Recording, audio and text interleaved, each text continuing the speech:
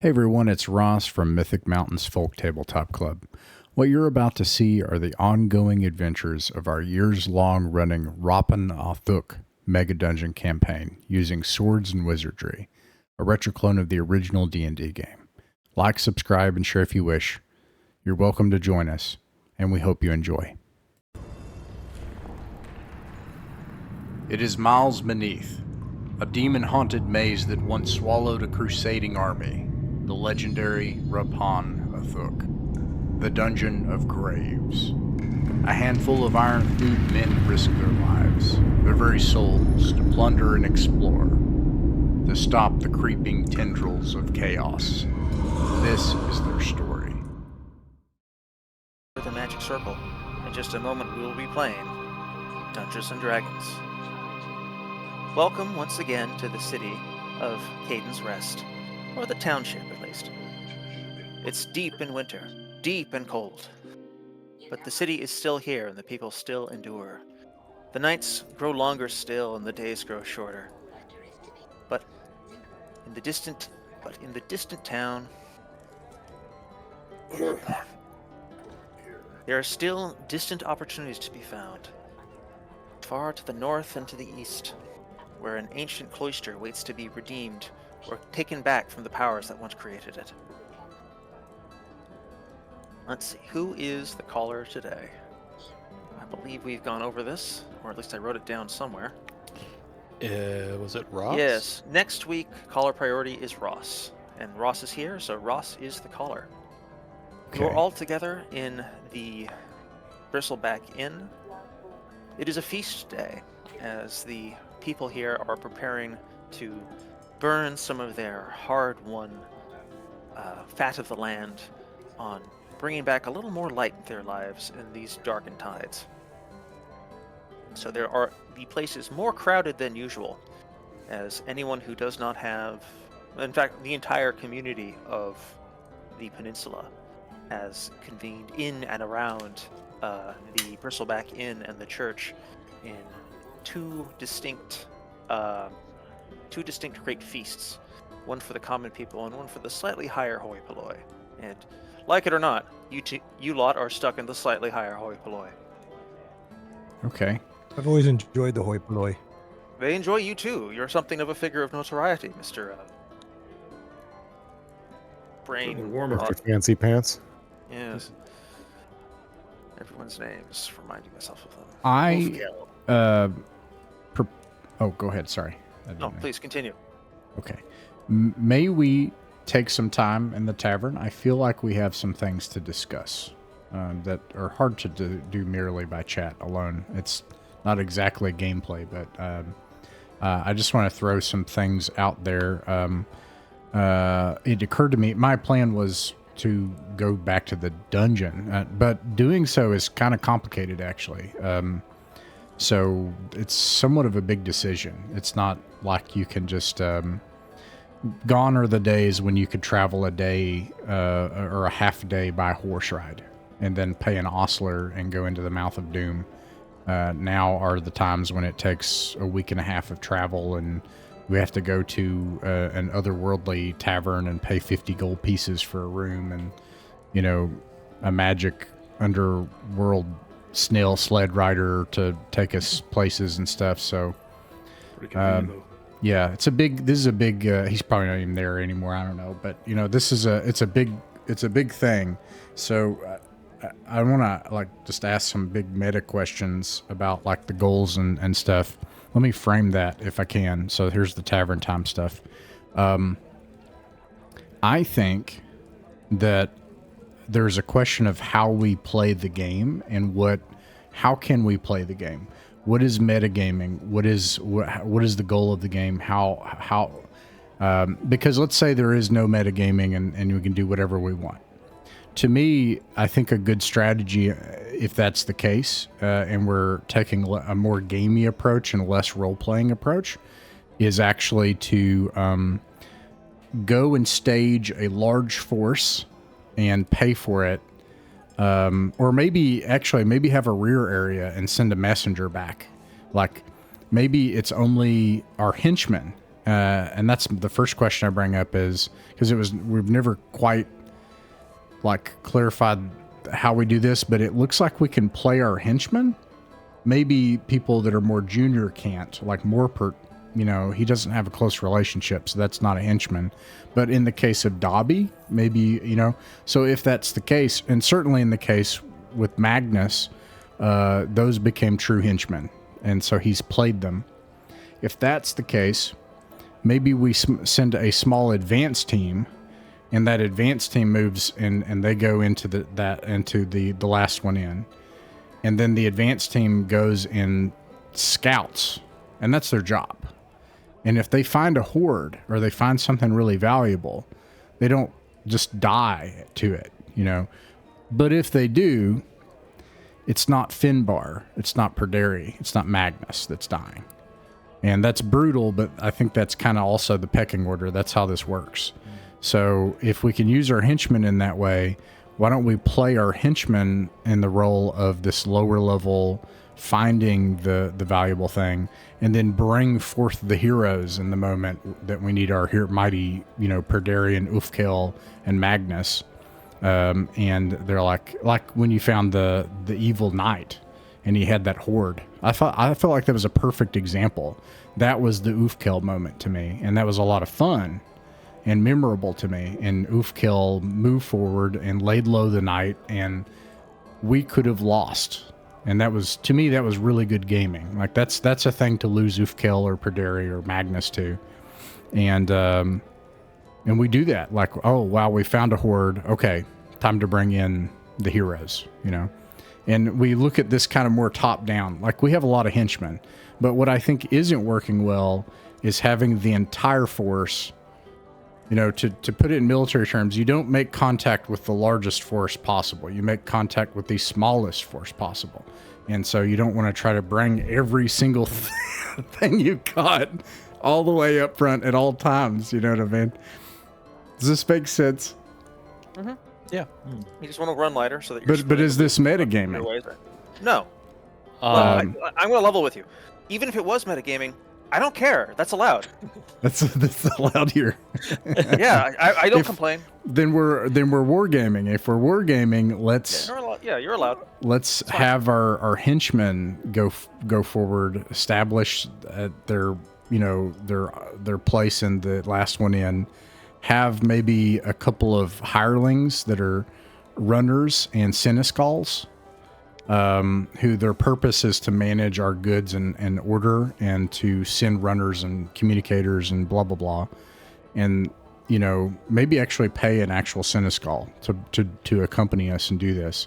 And then have, like a Monacan and I'll take my useless Muppet of the week here. He's level 2. It's fine if he dies. But then, Ufkel and Perderi and, you guys don't send your henchmen is my thought. There's certainly some circumstances where you do want to send a large force. Like, we want to identify that. Well, I'm sorry. Go ahead. I didn't mean to interrupt you. Like, if for example, we decide to go to the Cloister, it would probably make a lot of sense in character to just, like, treat it like, crossing the border to Iraq or something and just send everybody. Well, I think that's exactly my point is, and I'm actually assuming that given the terrain and the weather, that wouldn't make sense to try to go back to the Cloister. But, That was the weather. Yeah, indeed. If it's just slushy and, 30 degrees Fahrenheit outside, then we can go to the Cloister. But anyways, the Cloister is an objective. We know it's there. Yes, we need to bring a large force. But if we go into the dungeon, I think we are expending resources and endangering heroes, and I don't know. It just doesn't make sense to me. You ought to have the different lines of effort. You've got your people that are going to try to find the thing.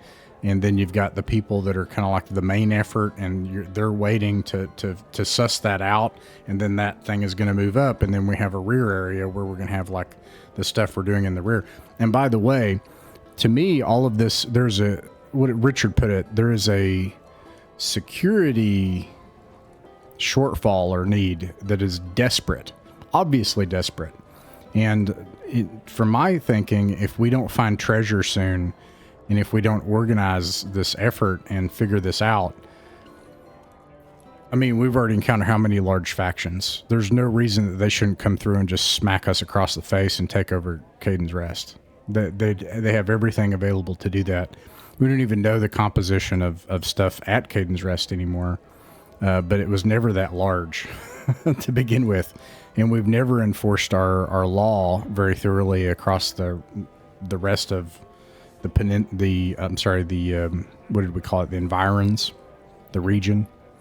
That's not entirely true. Remember that although no one in the current party is a member, the Hounds of the Pine do remain as an established in the peninsula. In the peninsula and along the south coast.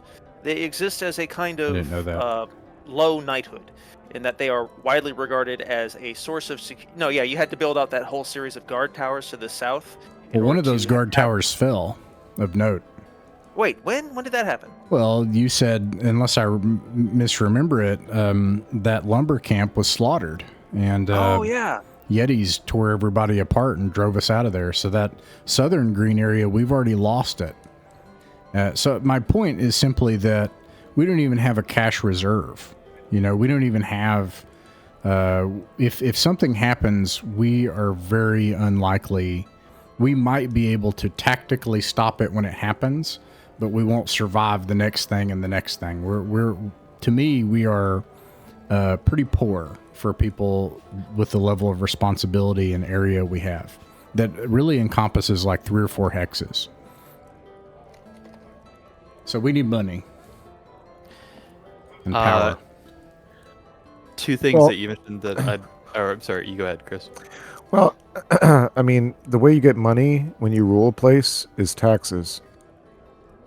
Yeah, we can. I'm down But I mean, we haven't.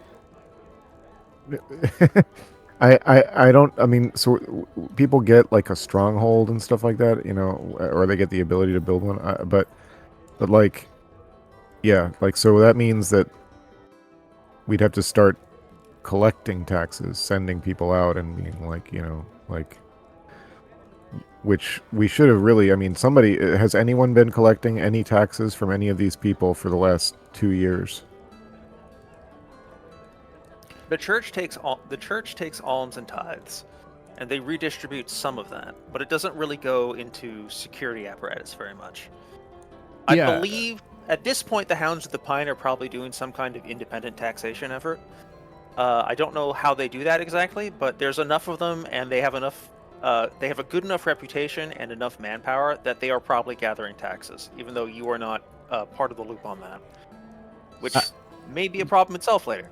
So then we need to collect like the way they did it in the old days, where you're like, we need men, we're going to collect a tax, and everybody like hand over, some significant percentage of your business earnings or whatever it might be. I agree with that, and that to me that's really fun, and we could figure out how to gameplay that, but.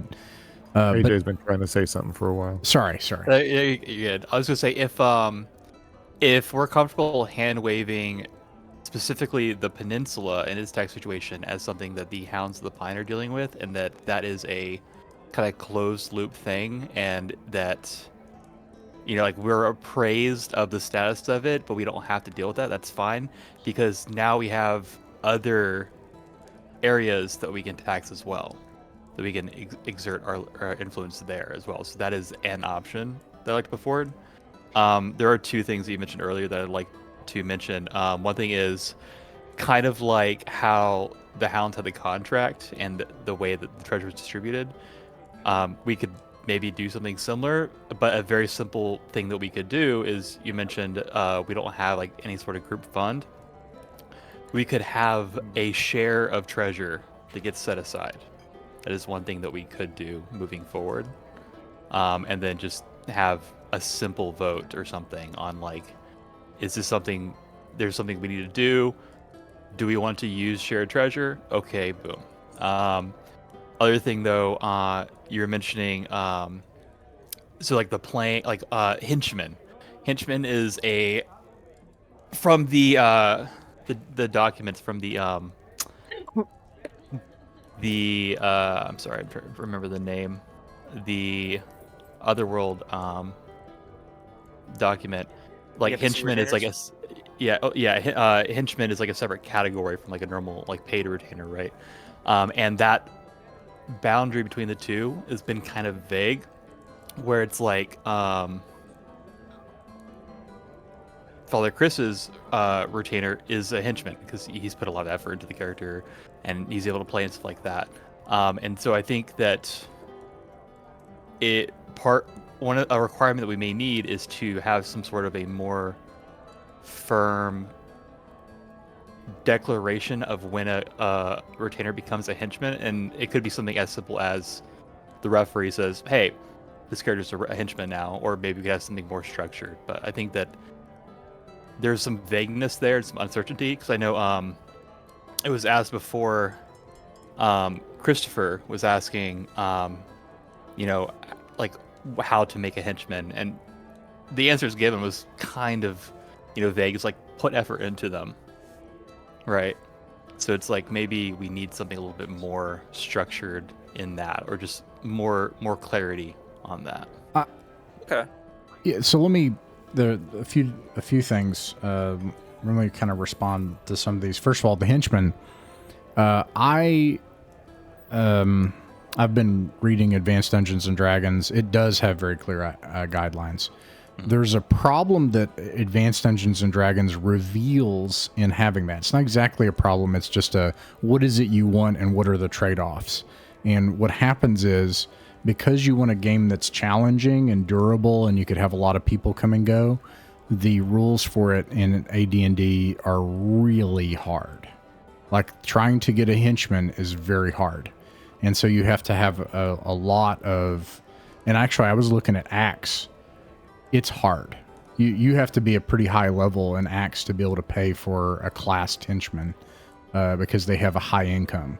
And anyways, I say that to say I actually like Richard just being able to say, this one's definitely a henchman by now. That is not a henchman. Like, yes, my usual approach I to like this that. is if they follow you into the dungeon and risk life and limb in the dungeon, they are a henchman. Oh, okay. If they're not willing to follow you out of into the dungeon, they're probably not a henchman. They're just a guy. Oh, Hireling. okay. Yeah. Interesting. Wait, are hirelings different from henchmen, or is that a sub? Yes. Or is, okay. They're kind of. I wasn't sure if one's. Yeah, I don't know how the Venn The diagram. terminology is bad. You can hire people arbitrarily, but only henchmen will follow you into deranged adventure. Oh. For what it's worth, I'd like to gently vote against the idea of setting aside money for like collective stuff, because so far we've generally been pretty good about just kind of wrangling money together impromptu for projects. Well, let me I can tell you that Magnus is flat against sharing any gold with anybody. let's zoom out from that. But the henchman thing, we'll return to that. But however Richard wants to do it, ultimately, this is something that Richard has to drive this. I think whatever it ultimately Richard, because this is like the world. Sorry for giving you homework. Yeah, whatever. So whatever you want to do, Richard, I support your good. Well, thank you. But anyways, some things here. What we're all talking about is basically Kayden's hand needs organization. It needs whatever that looks like. We need to start working on organizing our goals. We've made some little kind of tentative steps in that direction. I would actually say that while everybody's been very generous, the actual organization of goals has not been effective. Like we've done a year of gameplay and actually very little has been accomplished. There's upsides and downsides. The upside is no one has died, which is astonishing, and that has been because of very careful gameplay and because Some of us have died. Some of you have died. oh, my bad. No, I don't count. My guys don't count. I'm just terrible. I'm bad at this game. But anyways, On the other hand, a huge downside is I would say in a year, actually, Kayden's Hand has not been successful. Like, it's not been a successful adventuring party, which I love, by the way. Like, this is good. Yeah, there's a little bit of that. And to do that, it's clear it needs more direction and organization. And I do want to say this much. Not sorry to interrupt. Well, but okay. But basically, I just want to say that it's the taxation angle is something that we should probably put off because you do not want to start that in the middle of winter. That's sure. Yeah, but however we organize all of this, just, starting at the macro or the big picture down, the concept is that, this and the Hounds of the Pine had that. So that was one thing, and it worked. Like, they had very clear goals. They knew what they were trying to accomplish. They even had a charter, like, that was written out and stuff. So it's a very good document. I'm not saying we got to do that, although that'd be fun. I don't know. Maybe I can work on that instead of other stuff that I was looking at, but that sounds, I don't know. But anyways, and then, okay, I lost taxing. So here's the other thing. Yeah, sure, we need a tax, but that actually just goes to show the problem. It goes back to the same problem. In a feudal system, then we are obligated to hold up our end of that bargain. And that just reveals the same problem, which is right now, I don't think we can. And actually, we failed. We have failed. Well, yeah, but that doesn't mean... You? Yeah, I don't think that's true. I don't think that's true. Let me present an alternate history where I think we would have succeeded. We paid attention to the threat of the Yetis. We heard that rumor 2 weeks prior. We sent forces there. We spent our money on that, and we planned for it. And then things were there and ready when it happened. And we didn't do that. So to me, like, I don't blame Richard. I think it was an honest game, and we had a fail state, which I love. But again, to reemphasize, like, I like that. I like that we lost. Like, we lost against these Yetis, and people died, and we failed. And in my opinion, Kayden's Hand, like, failed its charge as like these heroic. Yeah, but that doesn't mean we can't ask for money.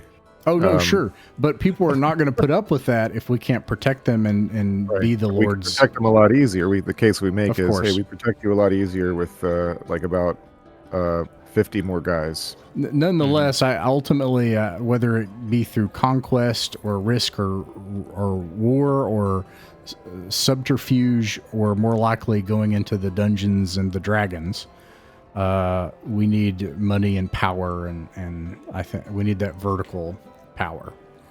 And to do that, I think we ought to take greater risks with henchmen if we can.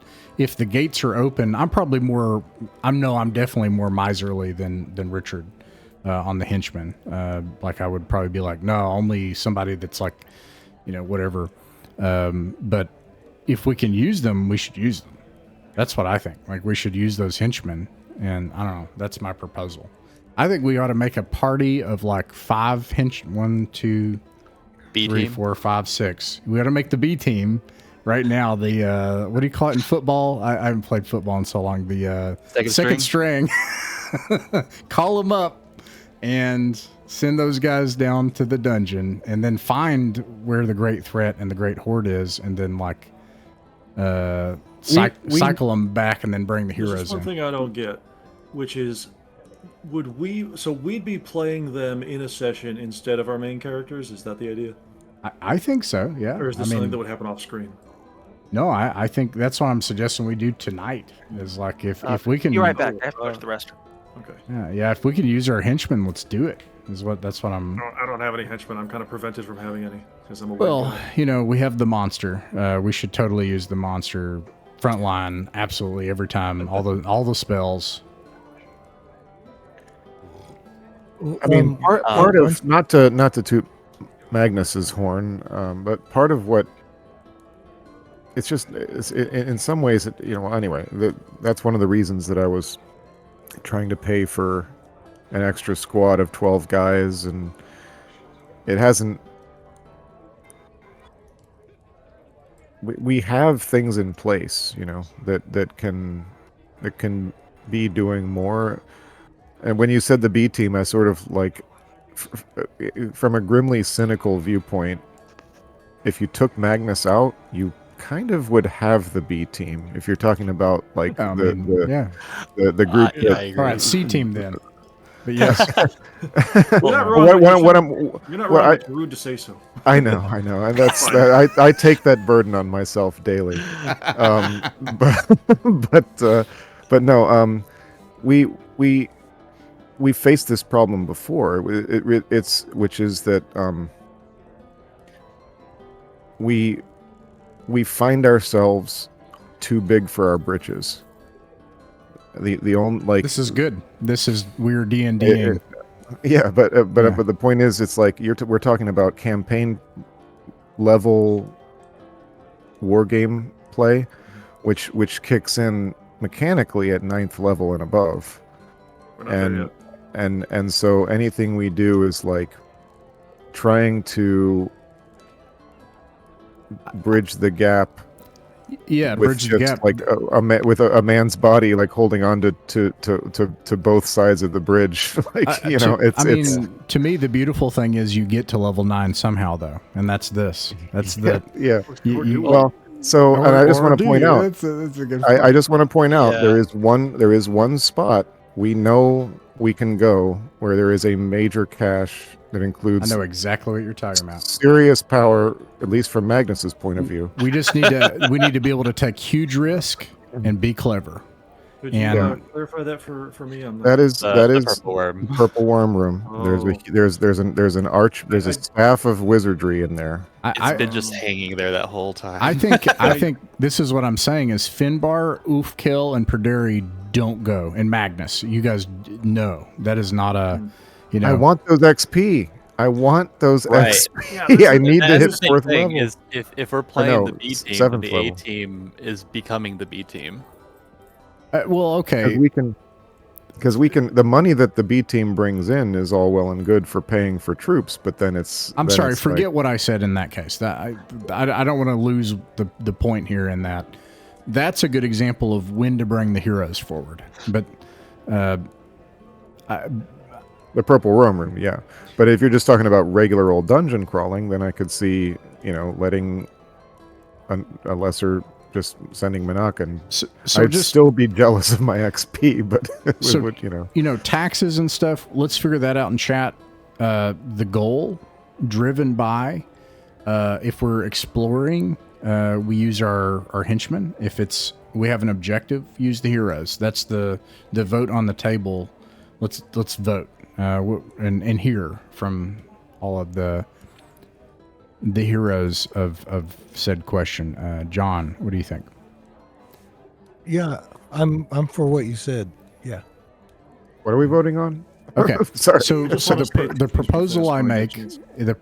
the proposal I make is if we're going to explore, we use our henchmen.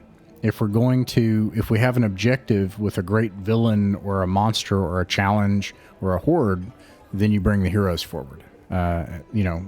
Or whatever composition we decide at the time. It's not the point is simply let's not bring everybody and let's not bring nobody. Let's organize this team into I guess your The A, goal B, and here C. is the goal here is to avoid putting our more powerful characters in danger. is you're saying. needlessly.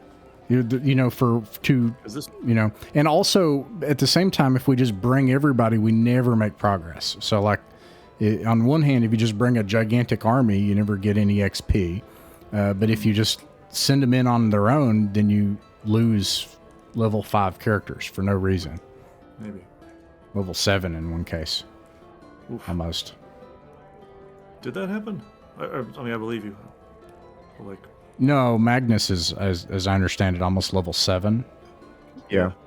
Let's not lose Magnus. Let's win. I guess what I'm saying. Alright, so- Yeah. Okay, that makes more sense. I was basically just trying to figure out, like, this isn't gonna bring in more treasure, but yeah, I guess it's just No, it will if wanting we to- identify it and then say, whoop, there's the treasure, back off, then bring in the heroes and get the treasure. Reconnaissance. But we still won't be bringing in more like aggregate treasure to Kayden's Rest by doing that method, because it's still limited by our out of character time that we're investing. I don't understand. One underlying premise here is that treasures are usually in hordes, defended by powerful monsters. So if we can identify where those are, then we say, okay, we know. Like in your example of the Cloister, we need to bring powerful people there. Sure. But if we're just exploring a dungeon, I think we're wasting resources and risking characters for no reason. Can I ask a question about that, Ross? I should also note, I think we ought to do this. Sure. Jay, sorry, John. What's the question? Oh, so mechanically, I'm very interested in Ross's suggestion, and I'm just wondering mechanically, like, when it's time to stop the exploration and bring in the heroes for the big job, at that point, like in a game session, would we probably use that convention of letting the team sort of, I don't know the good word for it, but like speed run to that point, just in the interest of our time constraints? Do you know what I mean? Go ahead. I'm sorry.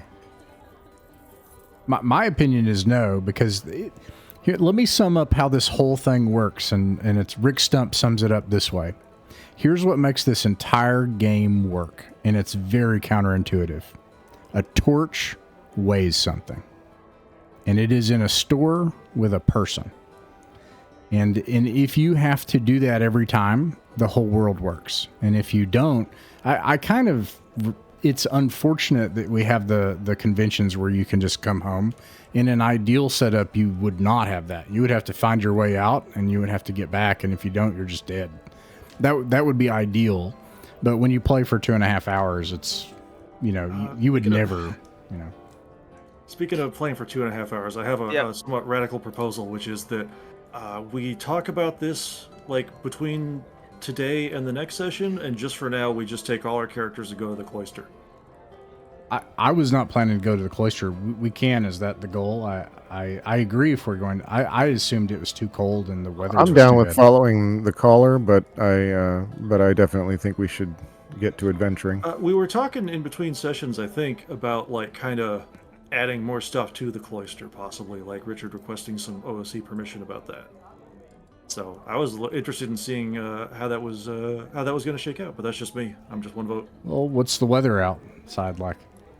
Oh, it's cold, rainy, dark. Getting there by boat is possible. It's just much less fun than usual. And there's the usual risk of random encounters along the way, but nothing, you can still do it, is the long and short of it. Oh. I wasn't here for the Yeti cloak part, and so I've kind of muddled that up in chat, but some of us have that, so... Yes. As long as you're traveling, like, you can get to the Cloister by boat, even in this season, is the long and short of it. Like, preparations have been made for that. Okay, yeah, let's do it. I'm sorry. I had assumed that that would be impassable. No. They were there last session. Oh, my bad. Okay, sorry. Yeah. Let's do it. No, you're good. Right. You're good, Ross. No, I appreciate the enthusiasm you bring to this and the willingness to like shake things up. It is great. I think it's just there's some hesitance to not bring like it feels like it's something that's very situational that we would do. Like if we have maybe an idea of like a specific idea of a place we want to go, then I think that's a better place for that decision of do we send the B team or do we, go in force, or do we just go with the main assets of Kayden's hand? I think that's maybe a little bit better. Like just as a general, it seems very I apologize. The entire premise was based on I'd pitched this idea of going back into the last one in, so the whole thing was based on that idea. Okay, going back, let's take everybody to the Cloister, Lord. But somebody bring me up to speed. Are the flying things still out there? Is that still? There are 2 flying things still, but we're about 95% sure we can get into the interesting underground area without encountering them. Nice. There are some areas. There's at least one set of stairs in the territory of the flying things, which you have not explored yet. But it's possible that you will find an alternate route to wherever those go. I want to kind of, I'm thinking maybe I should hand it off. Sorry to cop out, but I think you guys know what's going on. I wasn't here for the Cloister part, so I don't know the... If you want to, you can do that if you like. Okay. A second. I'll have to bring up the map and... Yeah, I think the map, it's pretty... You can get a fairly good idea just from the map of like kind of what we've seen and done. I've been putting a lot of work into mapping as much as possible. Yeah, Zoltan's done a great job on it. Thank you. Okay. Or If you want to let someone else take control this week, Praderi is next up on the caller list, and so you could defer until next week. Is that okay? I don't want to slow things down by looking at maps and trying to figure out what's going on. Because you were here, right? Yeah, if you're still up to it, absolutely go for it. If you aren't feeling confident in it, then I could do it. Take it. Yeah, it's just that I don't want to slow it down. Alrighty, I'll make appropriate adjustments. Ta-ta. But I think we should circle around and get a bit more of a conclusion to that conversation at some point. Neat. Alrighty. But speaking of, you do still have to make the quick decision of which of your henchmen are you bringing with you. Take a quick gander at everyone should have control over their henchmen. If you want to bring your henchmen, drag them underneath your character token.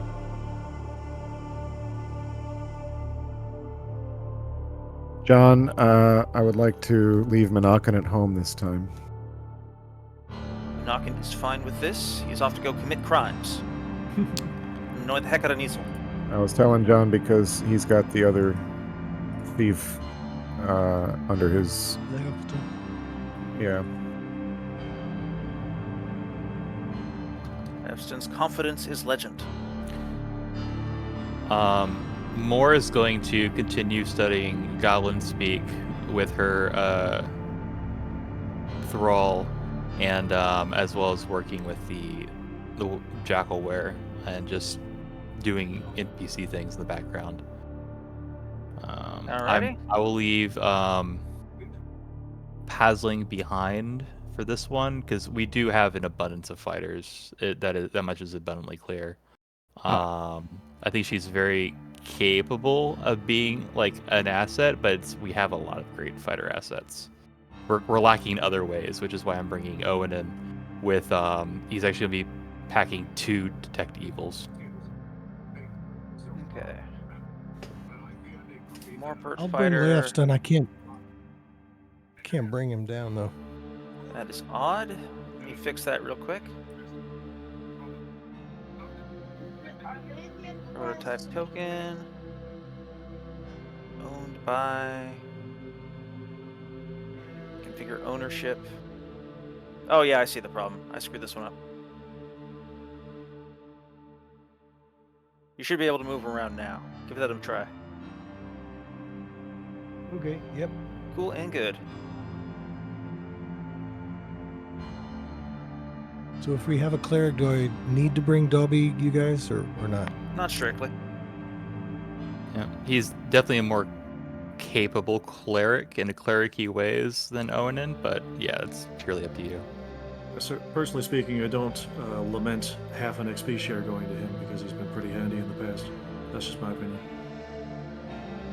His turning power Well, is far superior to the Owen's. That's been pretty clutch. Do we need a thief, or cleric, Ooh, or both? tough question. If it's an either or, then maybe thief. Okay. And we carry a couple of those healing potions from the reserve. Alrighty. Then let us prepare to return once again.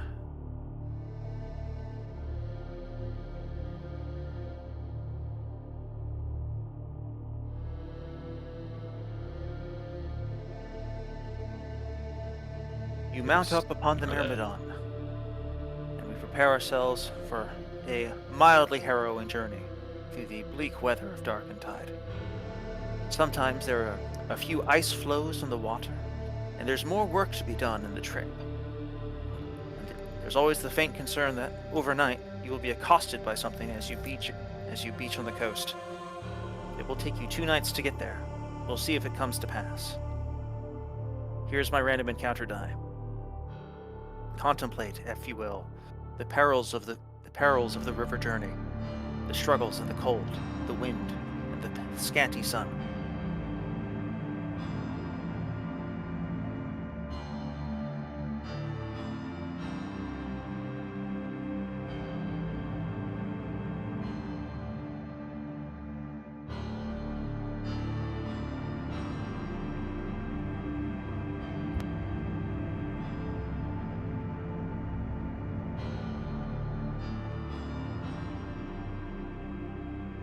It is late in the evening when you experience your first concern. What? On the first day. Well, know what? I'm preparing a thing.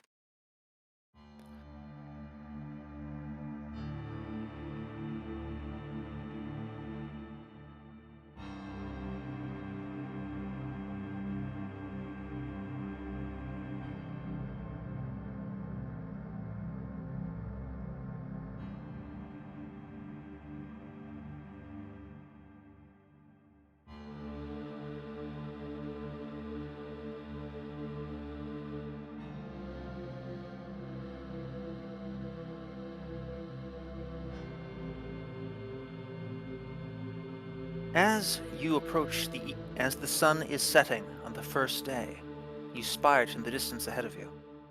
Breaching briefly over the waters, a great fish, as long as your boat, or almost as long from tail to tip as your boat is from one side to another. It could be a great prize if you caught it, but it doesn't seem to be aware of you. Do you wish to make contact with it?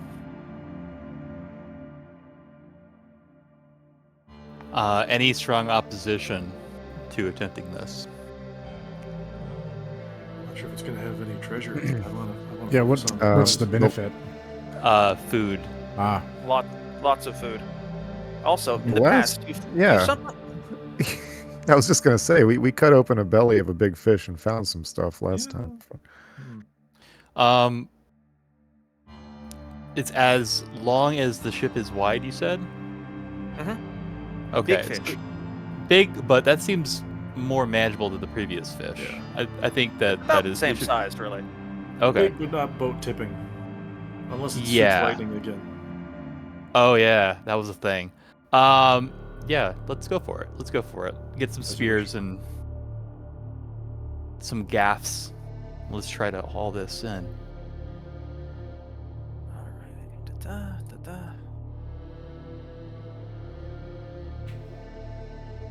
One moment.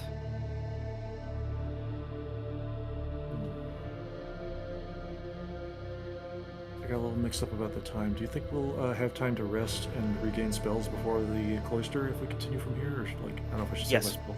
Okay. Time to start blasting. You bear down on the fish from afar.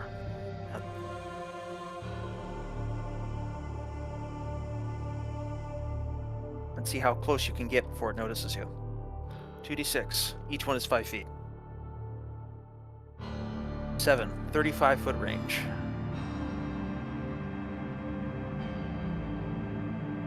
You guys have the surprise round. First, Maestro. Lively combat music. oh no.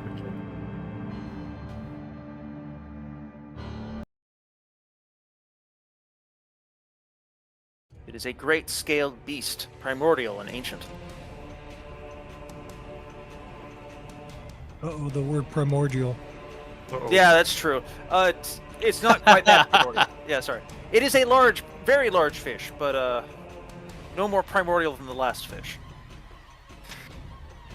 First, it is the beginning of the opening combat round. You are all in position on the edge of the boat, prepared to bring fire to bear against it. First, Did lightning anyone work last time? I can't remember. I also Yeah. can't remember. Oh, wait, I wasn't even here, so I have a good excuse. I declare lightning bolt. Alrighty. How's it clear web? Understood? Yeah, I don't have any spells to cast. Detect evil.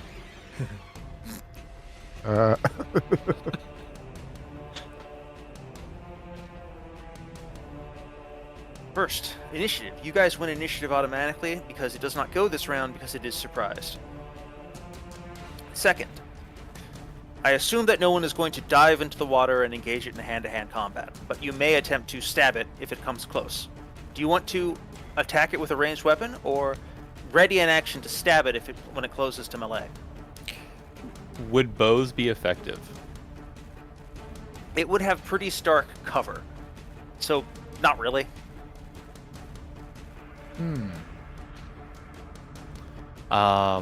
Would you subtract maybe 2 or 4 from that roll? Yeah, it'd be ineffective. It'd be like -4 to hit. Yeah, let me be very specific. If you shoot it with a ranged weapon, it will be at -4 to hit. I hold my action then if that's an option. You do. You may. Yeah. You may stab it as it approaches. We'll. They have Do- stun. I'll try to shoot it. Do we have like spears and gaffs and things like that that we're able to secure Yes. on the boat? Okay. Yes. Then yeah, we'll Perderi will do the same. He'll move to the edge and prepare. Okay. Lofstan, go ahead and roll to hit. Its armor class is 12. Did I get a 20? You certainly did. I did. Go ahead and roll damage. Nice. Yeehaw. All right, it is wounded clearly. One sec. Da, da, da.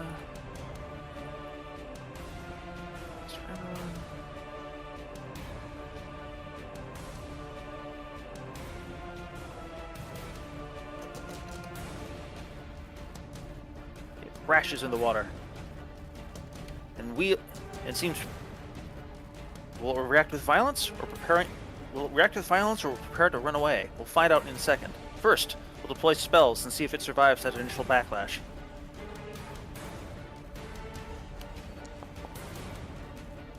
Okay. It will roll a saving throw against that effect, which it fails. Okay. There is a thunderous cacophony, which leads it to spasm and try and force itself deeper into the water, flailing far away from you. What was the other spell that was coming into play? Web. All right. Go ahead and... Don't think I What rolled do for that. You really do not. I'm trying to decide how this will work. It's like a big fish net. Yes, I am going to say that this impedes its ability to swim, so that it cannot effectively flee away. It is moving quite slowly. All right. We'll see how this matters next turn. First, now, next turn. Actually, hang on, let me subtract its hit points first. Next turn. Do you... Actually, no, hang on a minute. The boat should probably be coming up alongside.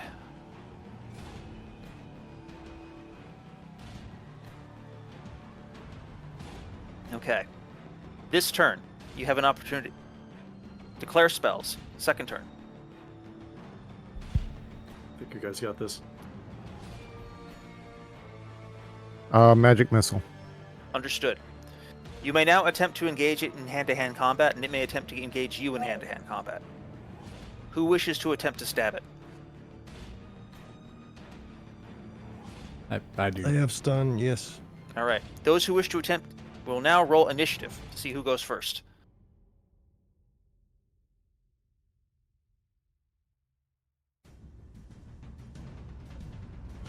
It rolls a 1. So you guys go first. If you are Excellent. engaging in hand-to-hand combat, roll to hit. Its armor class is effectively 12. This fish is in terrible trouble. I'm rolling Layoff stun first, and Oathkill is not using Gold Spear. Alrighty. That's a hit. That's 12 plus 2. 14. All right. The 12 plus 2. AJ, what's your minimum damage, AJ? With the spear, 1. Yeah.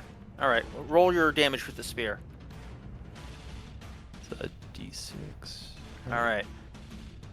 Praderi brings the spear to bear and catches it right in the back of the head and spears it in the brain. The creature thrashes once and then is still.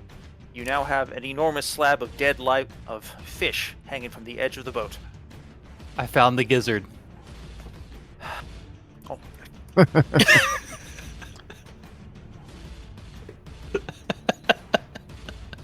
Right behind the eye. I can bring this fish back to life at any second. Don't push me. All right. The fish is hauled aboard and I assume disassembled. Let's see if anything cool is inside. You want an even number. Good news, it's refrigerated. There is an even number inside. From deep within it, you are quite fortunate. You withdraw a very large pearl, almost the size of your fist, which will be worth significant money. You evaluate it at 800 GP. Well, that's very nice. Mm-hmm. That is very nice. Okay, going after this was the right call. Additionally, you have a tremendous supply of fresh fish. It will not keep. Actually, in this weather, it'll keep basically forever. Refrigerated. Just cover it with some snow. We'll be fine. Congratulations, you have acquired the Monty Hall fish. You got lucky with this one. Awesome. Yeah, we'll haul that aboard and stow that pearl and continue on our way. Excellent. On the second day, you are blessed with a total lack of horrifying catastrophes. Nothing bad happens, and you do not. But unfortunately, you also do not run into any more money fish. Okay.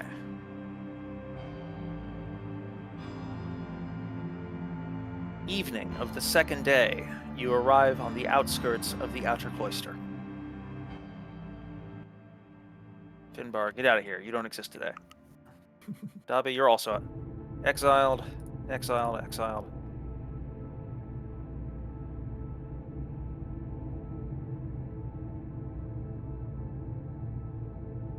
Now, the usual rules apply. If you may fast travel to a spot within the dungeon by describing your path to it.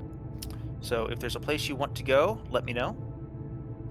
Let me pull up the map real quick. Let's go to... So, because we're professionals at this and we had foresight, we totally brought tools for sawing through metal and stuff, yeah? I'm going to roll a d20. If I don't roll a 1, then yes, you did. Wait, which metal are we trying to saw through? That metal, the door, the gate. You got an 8. You got an 8. You're fine. Okay. You brought a hacksaw. Okay. That's Mark off some appropriate sum of money for the hacksaw. That's for the spell. We talked about a drill. We were also discussing bringing some kind of hand drill. Yeah. So we brought it all. What do you think? Like 3 sledgehammers cost? Let me review the cost real quick. What's going on? I'm sorry. We needed tools. There was a metal gate that was blocking us from what looked to be a potential great source of treasure. And big sarcophagus with it. Yeah. Yeah, there was a illusory trap that and some bars that reflected magic back at you. So don't. Sorry, Magic Magnus, and probably about other that attacks. But yeah, and but we were barred from making it through, and so we needed more tools in order to make it through the gate. And I feel like I'm forgetting there's another factor here at play. There's another threat or something in the area. On like the second basement floor, we encountered a natural cave with some phospholuminescent plants that also seem to be hosting sirens of some kind. Yes. So we were also going to bring wax and look up some siren lore or something that we totally never did. Oh, see. Sirens in the Greek, that's on us. like That's the on Greek us. sense. Yeah. So, do we also have the wax or something to plug our ears? If I roll a 3 or higher on this d20, then yes, you do. If you got a 17, you're good. Also, Awesome. mark off 1 GP for the wax and 30 GP for the hacksaw, and another 30 GP for the hand drill. Oof. Okay.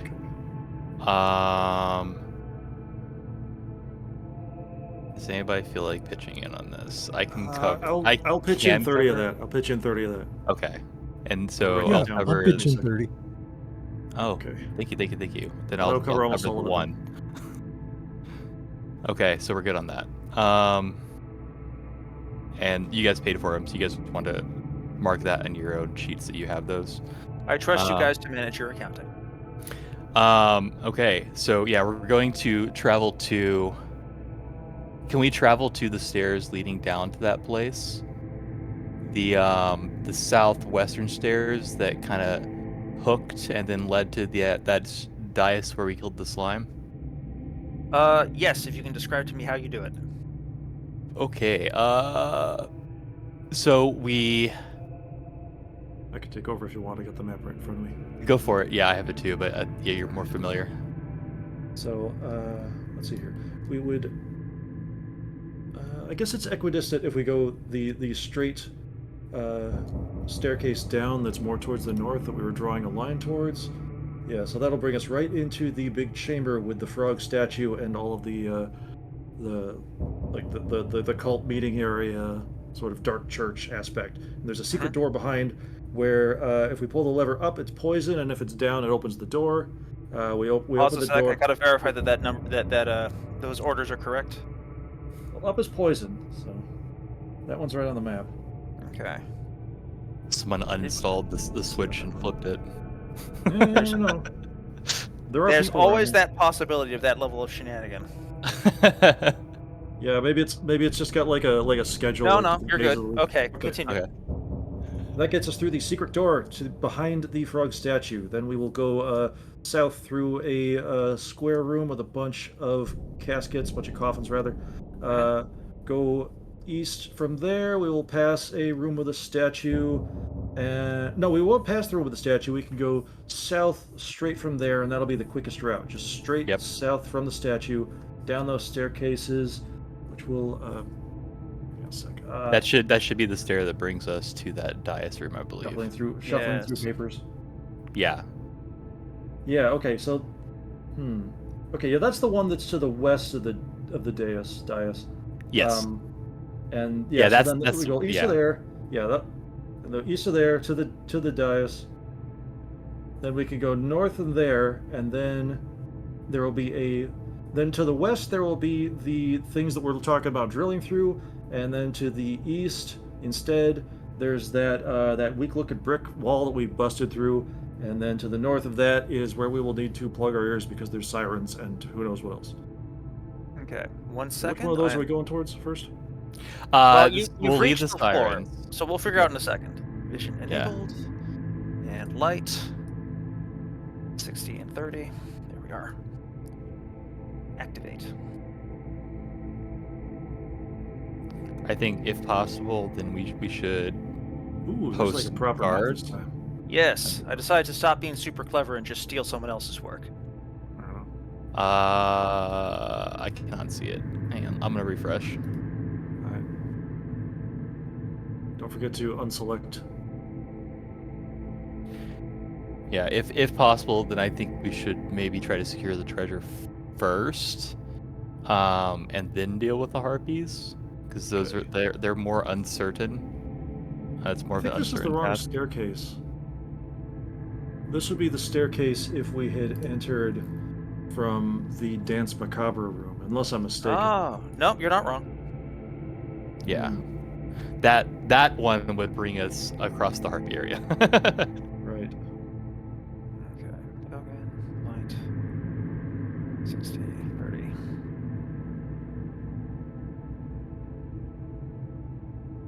No, I can't see. Yeah, that's because it's not on. 1 sec. Da-da. Update token.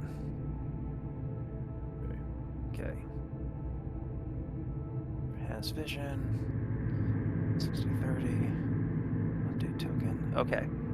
Can you see I from can the see. token? AJ, can you see? I can. Yeah, you guys. Okay. Chris, can you see? Yes, I can. Ross, can you see? Probably be faster to ask if anyone can't see, but never mind. We're good. Ross, can you see? He said yeah. Oh, okay. Thumbs Just up. see it. Mic off. Okay, Yes. I'm going to assume everyone can see. It is now 8 p.m. You have a few hours of adventuring in you before you will need to rest for the night. Oh, I Conveniently. can't see. No, I'm kidding. Okay. This is where you had the encounter with the green slime, which I'm just going to scribble in here.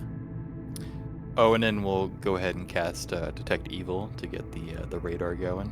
All right. As usual, the entire place has a nasty stank. Are you moving at careful dungeoneering pace, or at rapid fire, or at a brisk trot? This is all worked stone, correct? There's not like a natural rock ceiling that something could hide in. This is all reasonably? worked stone. There was a bit of a divot above this main altar here. Where the ooze descended from. Yes, but the ooze is no more. And Um, because you're turning your gaze upward, I can tell you with confidence that you see no horrific beasties clinging to the ceiling. We will go at a not overly cautious, just like a normal pace, because this is an area that we've already been through. Okay. Excuse me, I'm sorry. Did that successfully mute? I'm sorry. Not a concern. Not a concern. Yeah, so we'll do that because I don't think there's any place something can realistically hide here.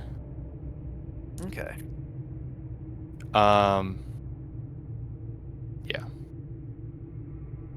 One moment.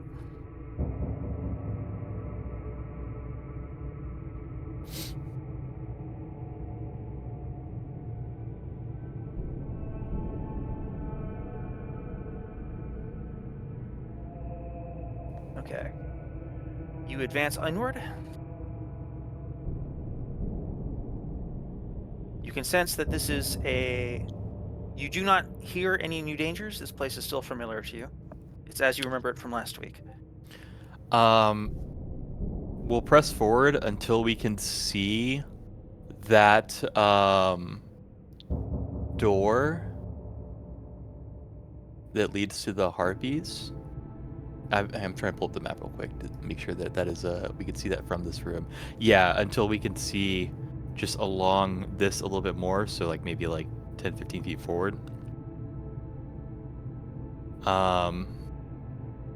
Okay.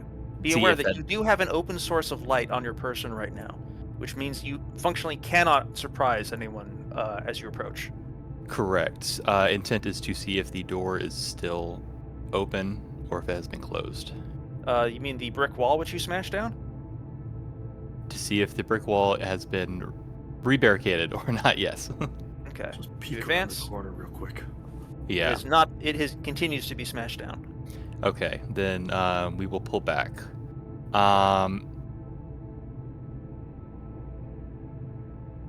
Oh gosh, what just That's happened?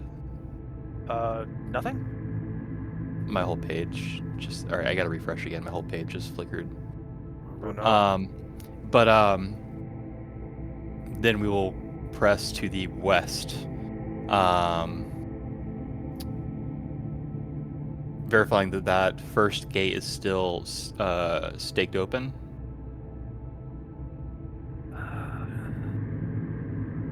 It appears to be. Um, It's all right. we'll verify the stake hasn't been tampered with, and then The iron So it spike was- remains firmly embedded in the earth. It Okay. has not been tampered with yet. then so the illusion triggered whenever we got halfway into the room, and that's when the other gate closed as well. Is it the other gate's open or The other gate remains closed. remains closed? Okay. So hang on a So- second. You should be able to see through it. That's Right. it is a mesh grate, effectively. Right. Side restriction, none. Sound restriction, none. Update wall. Interesting. You still can't see through it. Why is that? Oh well, not important. Theater of the mind. Oh, light restriction. That's why. You can see, but it doesn't cast light. Oh.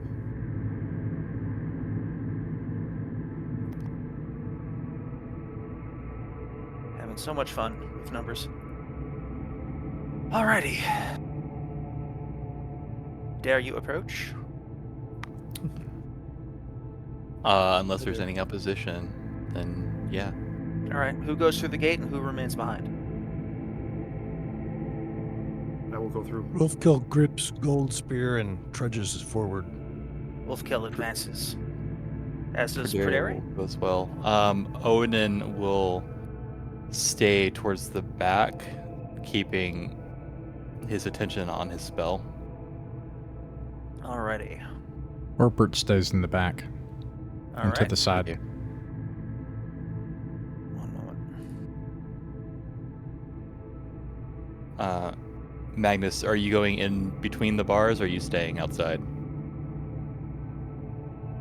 I really think it would be better to stay outside. I agree. Okay.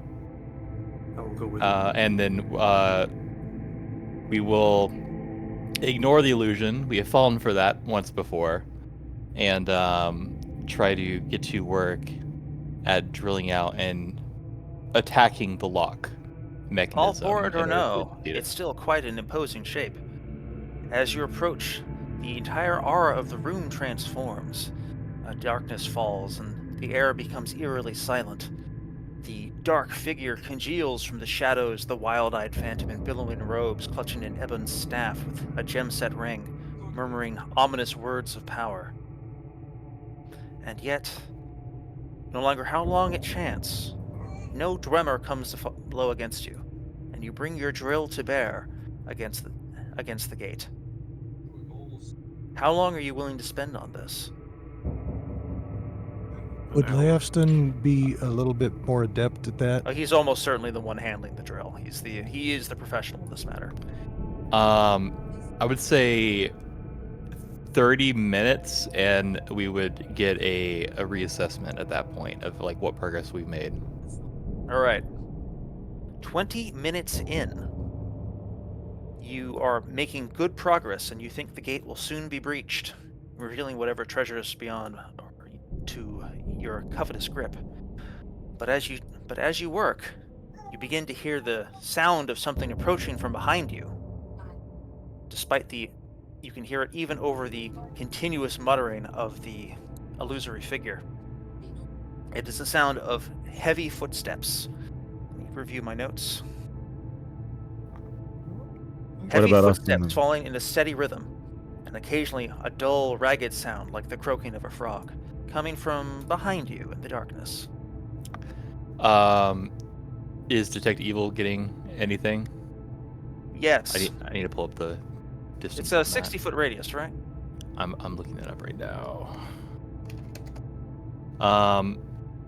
But Pruderi will signal Leofston to stop the drilling and quietly set down the drill, and for everyone to exit the barred area.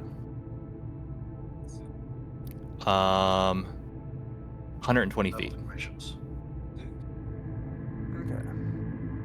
I just realized my measurement tool doesn't understand the difference between 25 feet straight down and 25 feet at an angle. I'm trying to decide how much that matters. Oh wait, here it is. Is it non-Euclidean? Yeah, it's non-Euclidean. It's driving me bonkers. I don't know how to fix that. We'll come to that later.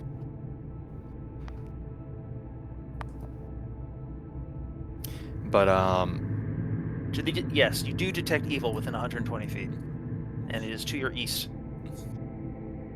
can we set up on the north and south sides of this this tunnel? Like here? I'm sorry, I'm still having some issues with my map not viewing. The tunnel that leads at a northeastern angle from the main cavern. That Yeah, I one. got you. There's room in the north and south of that. Mhm. Similar to what we did with the ogres, are we able to stack on the sides of that and muffle or cover our lights? That should be doable. One moment. Does anyone else have any suggestions, or does that seem like a appropriate course? Just trying to ambush them makes sense. Seems reasonable. How do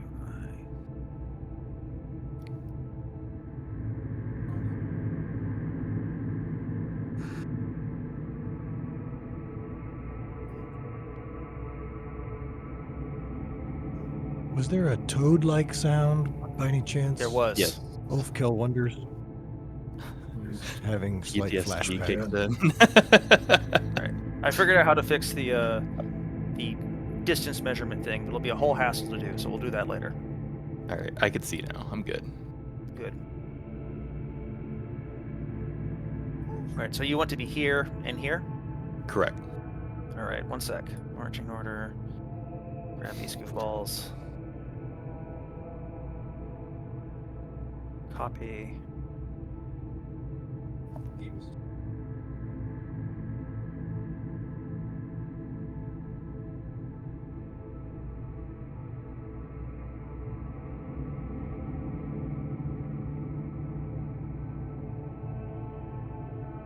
That look good? All right, with your lanterns dimmed so that your presence is concealed. One moment. In the meantime, roll me an initiative check as things are about to unfurl.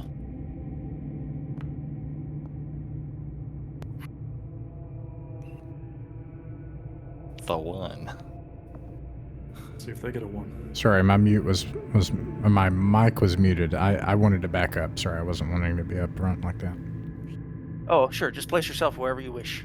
Also, I'm sorry that we still have. I know that that is not actually what Morpert looks like. I just don't have his new. I haven't integrated his new account yet. A host of staggering undead begins lurching down the hall. A clot of monks in gray-green monastic habits. The cloth is old and worn enough that their rotting bodies are visible through the seams and rents. Their bodies subtly twitch in a steady rhythm, and with each twitch they emit a dull, ragged sound from their throats, in emulation of the croaking of a frog. They stagger forward with covetous purpose, in search of life to end. But you guys have... This session, it seems, they have the initiative. You are not surprised, but neither are they. However, you do have them completely surrounded. Sort of. We'll see how this goes. First, it is the first round. Before we roll... I should have said this before we rolled initiative, but... My error? Does anyone wish to declare a spell? Turn. Magic missile. Alrighty. Is actually, let me ask first, is there any opposition to turning? Do we not want any of these people to run away? How many of them are there? You can see at least 3, and more, and probably several more behind. Sorry. Richard, it was my intention that Dobby would have shared the Iron Cross. I mean, course. he wouldn't have just let you guys leave without... I mean, that's important. Of course, the Sacred Cross of St. Christopher is in Yoanan's hands. We can assume that to be the case. All right. I'll put this here so that you guys get a little visibility. Oh, yeah, I wasn't able to see those zombies at all. Yes, because I forgot Yeah. that none of you, since you guys all had your lanterns dimmed, but it would make sense that you would leave a source of light here where they could see a bit. Hmm. Okay. The zombies have initiative. First, on the movement and shooting phase, they are going to move into melee combat. They can move at a total of 6, which is really going to be enough for them to do what they wish to do.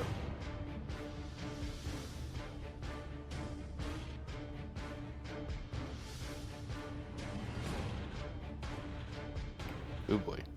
Uh-oh. Oh, it's more of them than it looked like. They pour out in a tide, dancing with murderous intent. Does anyone who is not in hand-to-hand combat wish to take a shot at them? There's a small risk of friendly fire, but there are so many of them that you're more likely to hit an enemy than you are yourself, than you're an ally. Perderi accepts the Yeah, risk of still getting not hit. I'll throw a dart. I apologize if this was answered while my head was down, but are they one-hit die? Unfortunately, zombies have 2 hit dice as a rule. Okay. I target this one then. In the Understood. back. Go ahead and roll to hit. 18. That is a firm hit. Roll damage. Their armor class is only 11. 6 damage. All right. It's a strong hit. Your arrow lands true, piercing right out the back of its neck. John, roll damage.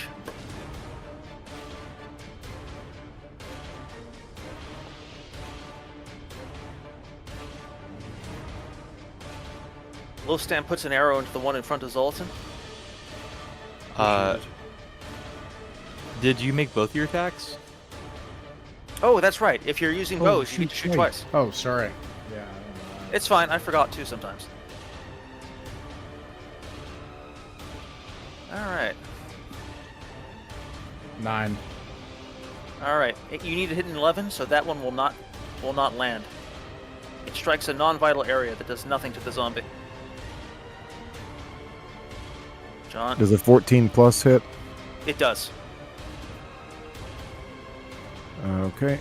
I do 3 points of damage with a dart. Between Lofstan and Magnus, the zombie which is menacing Lofstan falls dead.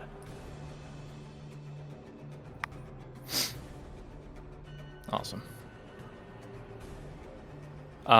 If possible, Perderi will move just one over there.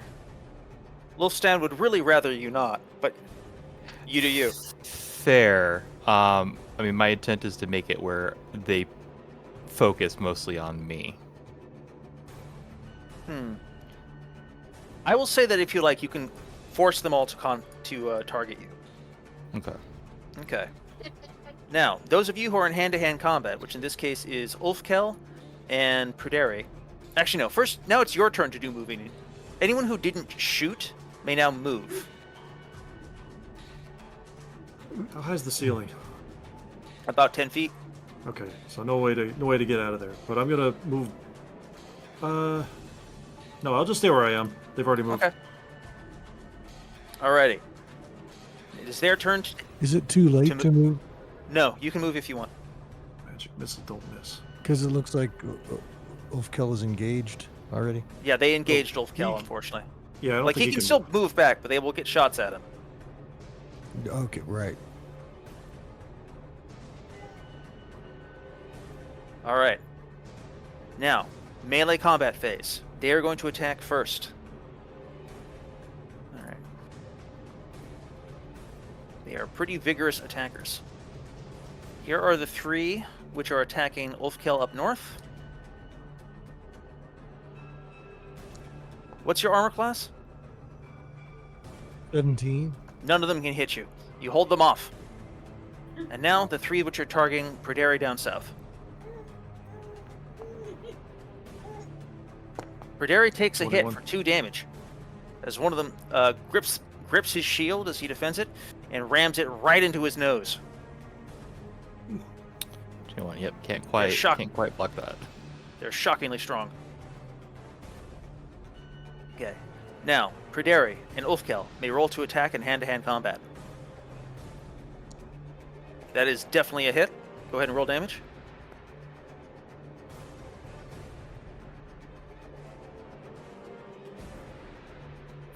And I would be attacking the weakened one. Weakened one already died. Yes. Secretary will definitely hit one. At a 1d20. I think you had a total of +3, which is still not enough to hit 11, unfortunately. Perderi badly wounds one of them. Okay. Now, spells. We've got... Let's start with Yonan. His will be the most decisive. Go ahead and roll your turn check. I'm refreshing again. I'm having some issue. I don't know if it's like a RAM issue or whatnot. Could someone drop a d6 real quick? Sure, I can roll 1d6. I roll a 1. Damn, that's what we get. Alrighty. So if he is I don't remember offhand what level Yohanan is. He's a level 3 cleric? Yes. Alright, he needs to roll a 7 or higher on a 2d10. And I am trying to remember the effect of the Silver Cross. So actually he only needs to roll a 5 or higher on 2d10 because the cross gives him a significant bonus to his turn. Do you want me to roll for you? No, I am back. I just dropped it. It didn't go. It might roll it twice, but just take the first one. Alright, that is a success. So now I need you to roll 2d6 to see how many you effectively turn. Which is 8 of them, which is all of them, given that one of them has been dropped. Oh. And they each take 1d6 damage Well then. from the turning effect. So go ahead and roll the 1d6. Alright. Take my enemies. That one is killed. And the one in front of Praderi is also killed. Alright. As they retreat, they get shots at them. Yes, but they also don't move until the next turn.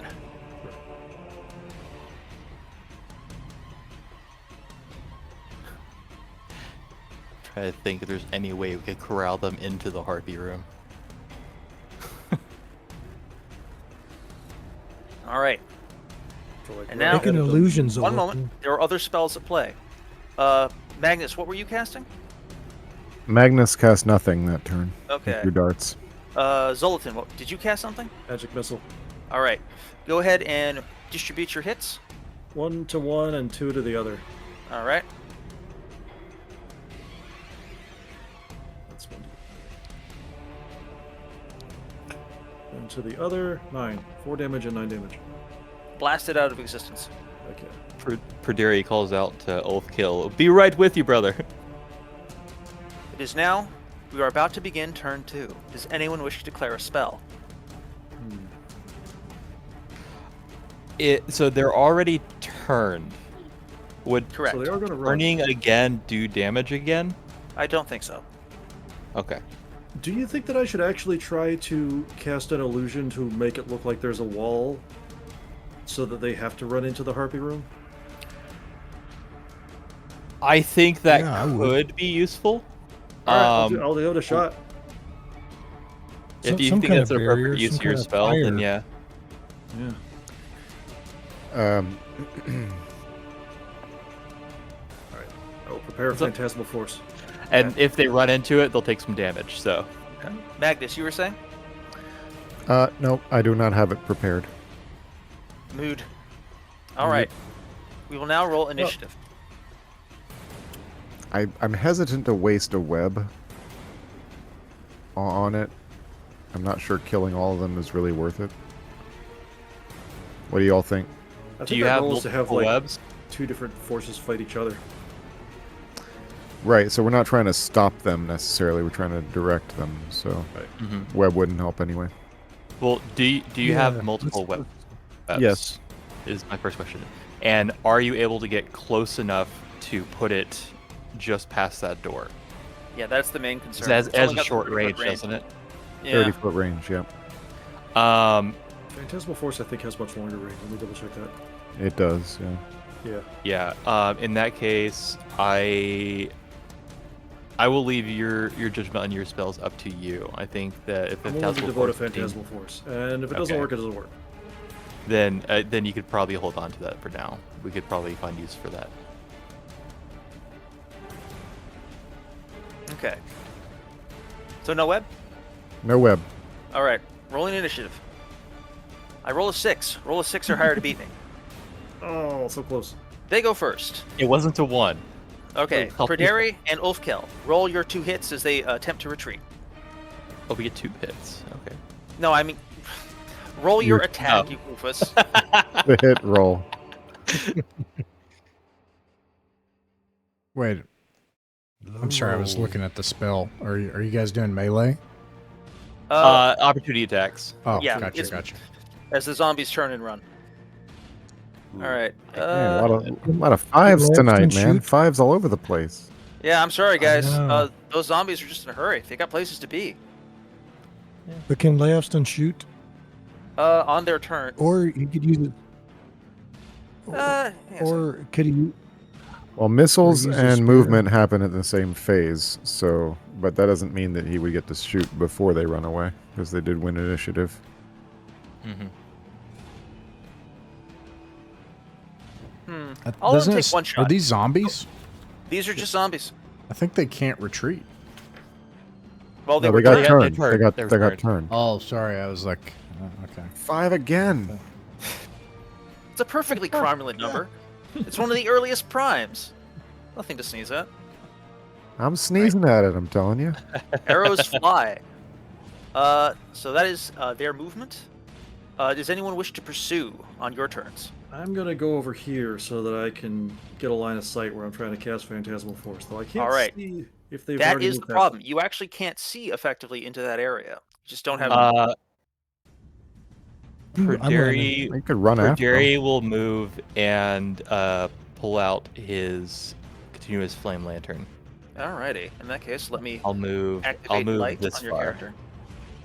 I also have slightly better If night that is vision. enough. True. Okay, thank you. Is that that'll far do it. enough for you? Okay. I think it's actually. I think continual flame is actually significantly brighter than that. I'm trying to remember. I Its think it's exact. same as a Like torch, isn't it? 120 feet. It's crazy. Something- Is it? incredible. Yeah. Oh my It's- gosh. Yeah. Yeah. So you're good. Wow. I'm kind of surprised we didn't know that before.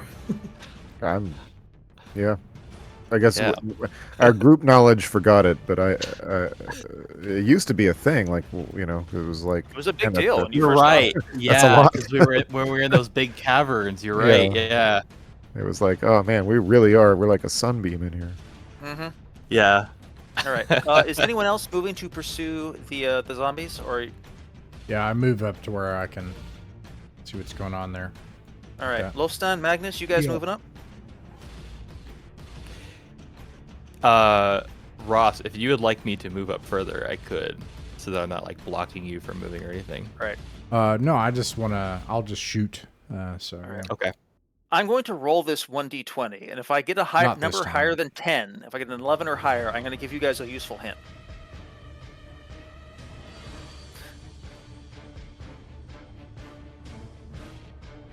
Nothing. It's fine. Okay. Don't worry about it. Okay. Do we So hear the- anything, Richard? What sort of thing are you thinking of? Maybe something musical? No. Okay. Okay. There's nothing. There's nothing. Is there something ring in the passage? Just easy sight. No. I mean, I'm just saying, like, you can hear the zombies scampering away. You can hear them moving towards the where you saw the sirens earlier. It's fine. I was trying to move Wolfkill up so he could be by Morpert, but I can't move my guy. All right. I do Someone not just know moved. what. I do not know what. Yeah, I moved him. I do not know why that is continuing to happen. You should have access and control of this guy. I think it's like once like we lose visibility of like that character, like you lose visibility on them. The Yu token. is the owner kinda of the Wolfkill token. You should always be able to see through it. I don't know what's going on. Well, it's like if I. Yeah. Hang on. So if I. Oh, I am emitting light. Never mind. I'm a bad Yes. example. But. Yeah. Okay. Anyway, they move. You move. You do not close to melee and start stabbing them. The light goes. Describe the spells go off. Describe the illusion which you are casting. Big fiery symbol of the light with like a big tree motif flank surrounded by like a border of those sort of tessellated square icons that you'd see in a lot of like Mayan architecture. Cool. All And right. it just closes off that whole passage so they have to go north. All right. I will draw something suitably colorful.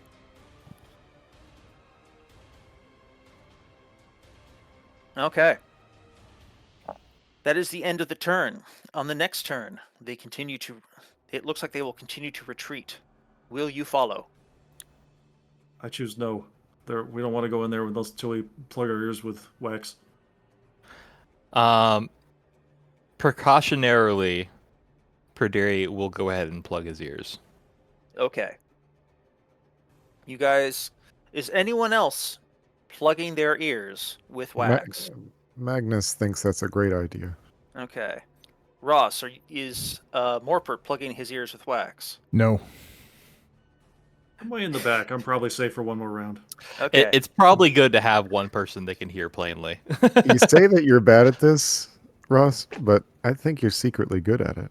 Ross is good at. Ross knows what he's here to do. Ross knows exactly. None of this is an accident. They're still turned. You know what? I will move closer whenever I'm able to move. Okay, so you can do that in the second turn if you want, actually, so that you can take a Okay. pot shot as they retreat. Go ahead and roll that. Go ahead and roll that pot shot. All right. Roll to hit, or rather, roll damage. All right, that drops. That drops another one of them.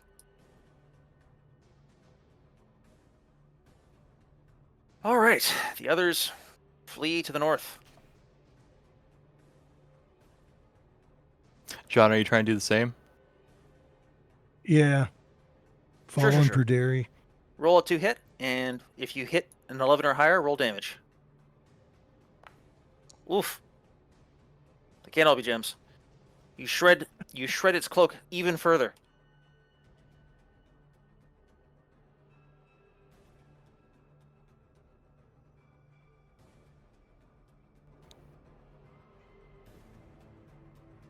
These zombies scamper off to the north. Wolfstan, roll me a 1d6. All right. Don't worry about it. It's fine. Did I want high? You for thief d6 rolls, you usually want a low. All right. So, raise your hand if you're picking up anything. I mean, nothing that it didn't already detect. Detect evil can't see through great slabs of stone. Right. Okay. So, Perderi spends a turn stuffing his ears with wax. I'm going to make a little deaf thing on him. Ulfkel. Wax yes, wax no? Wax on. Wax on. All right. Morpert, wax off. Lufstan. Lufstan he's going to hang back a minute. He's going to see how this goes. Yoanin is waxing on.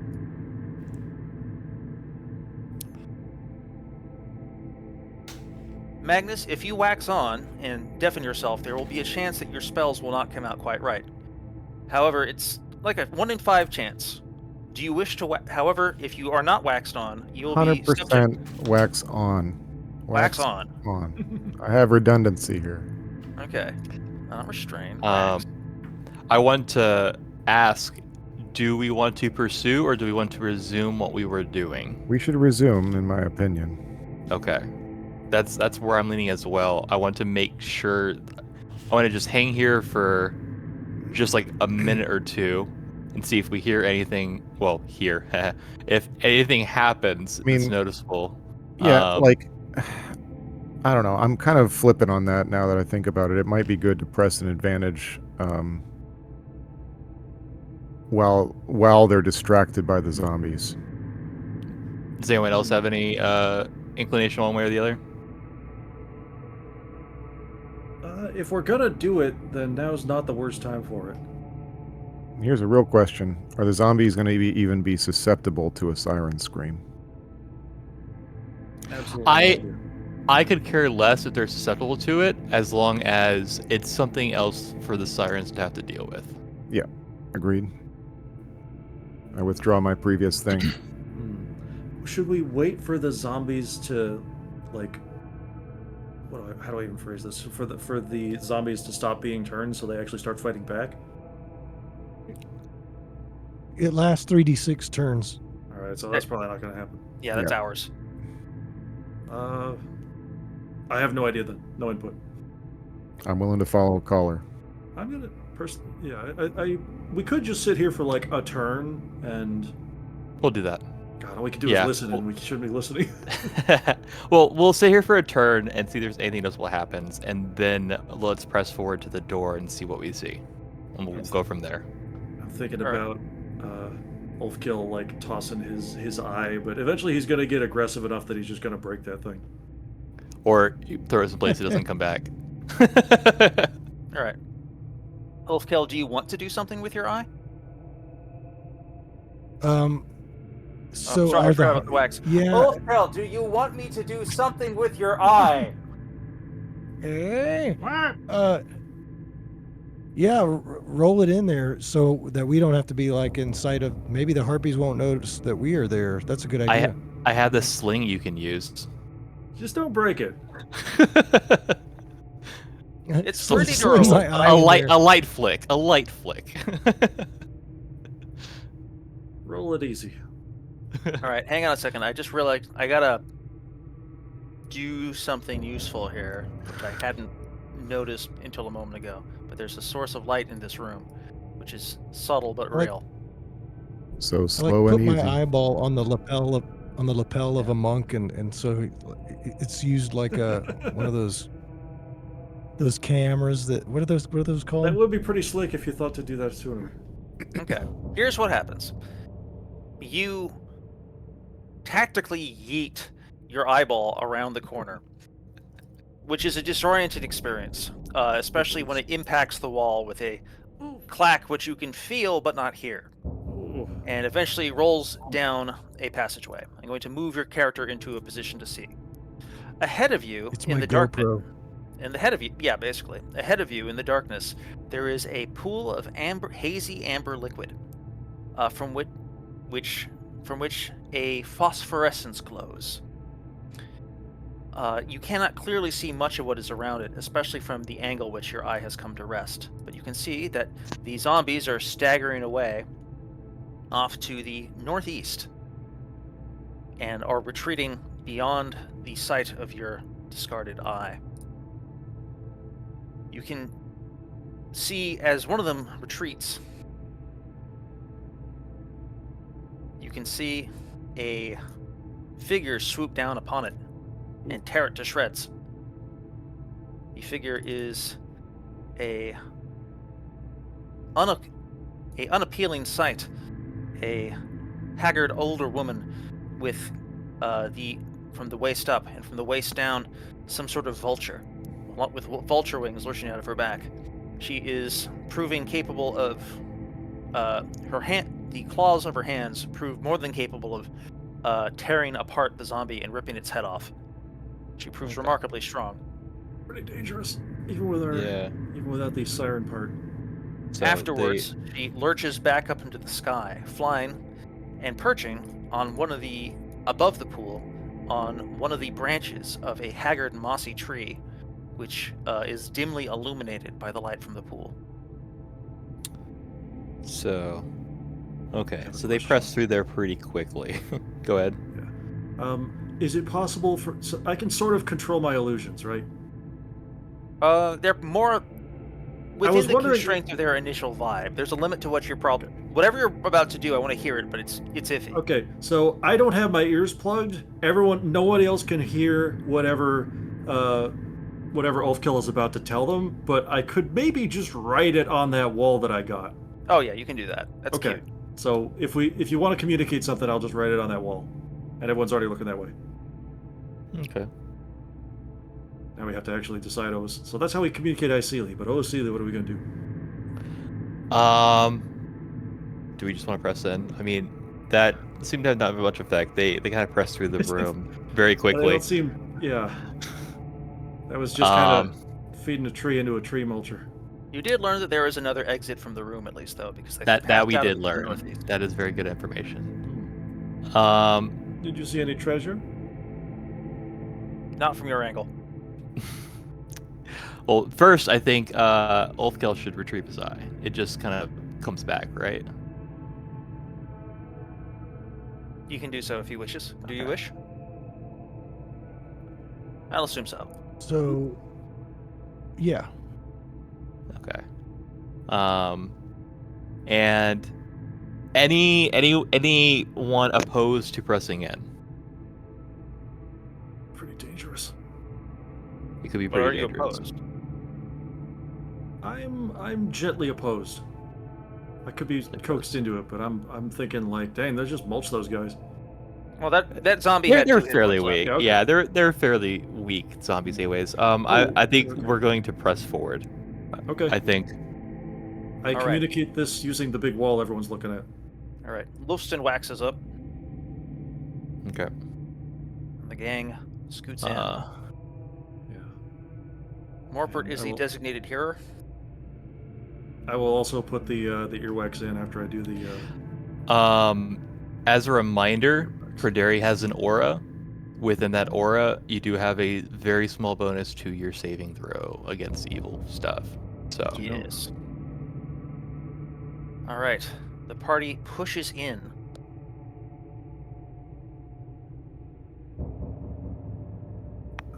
Some period old timey speak for everybody stack up and get ready to attack. Yeah. And then I can't hear either. Okay. say maybe we should have had a Dobby with his silent spell.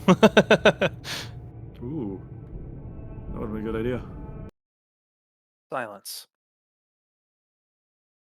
You're in a I would place. that would have wiped out. Oh yeah. The throb of your blood and your heartbeat in your ears is the loudest sound as you enter into the room ahead of you, for all except Morpert. Morpert alone can clearly hear as a mystic song begins to twist in the air. By the light of Praderi's torch or lantern, you can see the area more clearly. There are several large mossy statues here, which I will describe momentarily.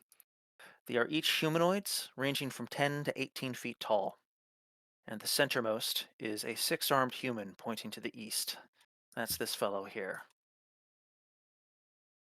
Within this room, there are 4 harpies. They perch high on both the branches of the tree, and one to your left is upon one of the high statues. At your approach, all of them begin to sing. So I will need a saving throw from Morpert. Good luck. +1 to your save. So 11. I enough? fail my save. Unfortunate. Morpert is once again. Once again, this is his first adventure. Sure, Or is it? yeah, sure, Helldiver, sure. All right.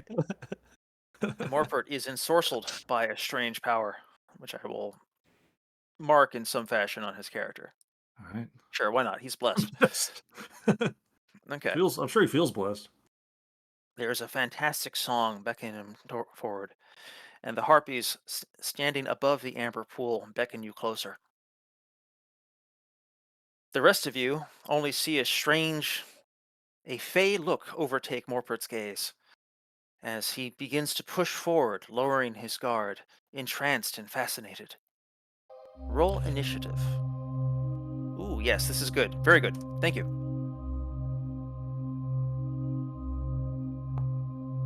In the event of a tie, player characters go first. I did it again. Declare spells, because if I forget, you get to declare spells with full foreknowledge of the initiative. Lightning All bolt. right. Phantasmal Force. Alrighty. This will be my last one. Alrighty. A Phantasmal Force and a Lightning Bolt. That is all. I'm not casting a spell, but for an currently ongoing spell, does detect evil detect anything other than the 4 that we can see plainly? No. Okay. All right. First, the movement phase.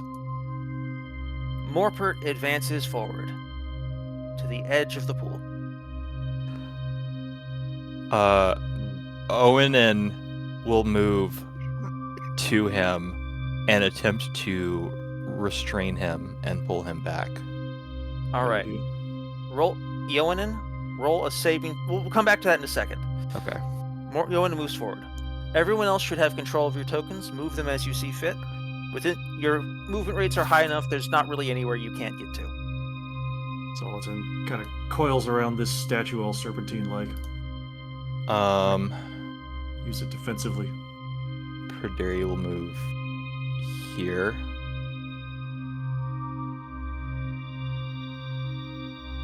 All right. I mean, just general bad vibes from that pool. So let's not touch that. It's a funny color. Oh, I see what happened with Ulfkill. He's marked as neutral rather than friendly. Try to move him now. His Northman status. God, maybe. You never know with them. He's agnostic. All right, but you can control him Are now. there 3 harpies? You can I see think so. 4 harpies. Are there's 1, 2, 3, and 4. Yes. Ulfkill advances on one of the harpies with malicious intent.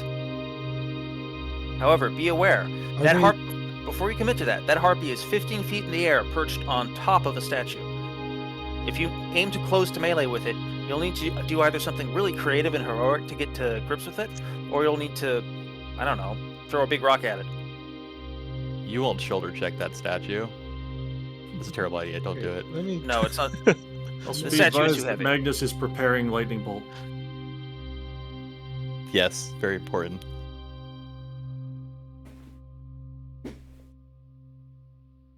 Alrighty. I do want to caution Ulfkel is by himself over there, so he is the juiciest target right now. Alrighty. Morport's probably the juiciest. Well, no, he's not the juiciest. He's got Predaria right next to him. Mhm. Yeah. All right. It is now their turn to move.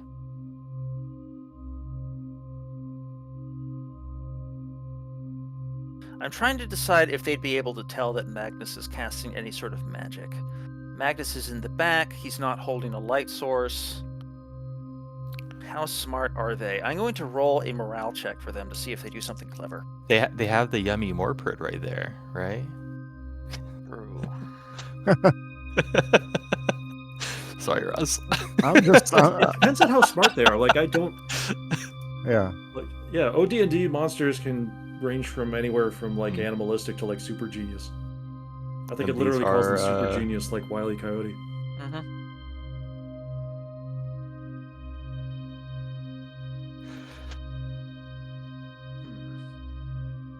Their morale is high. Okay. This one in the rear is going to cease singing, swoop down to ground level, and move around the amber pool, never going directly above it, and approach Pryderi from the northeast. This one is likewise going to dismount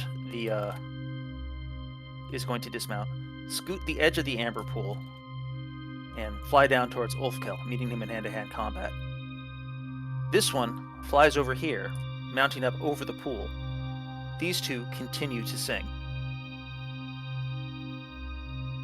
Okay.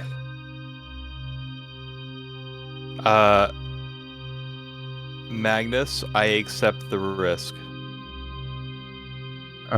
Good. Okay. Good.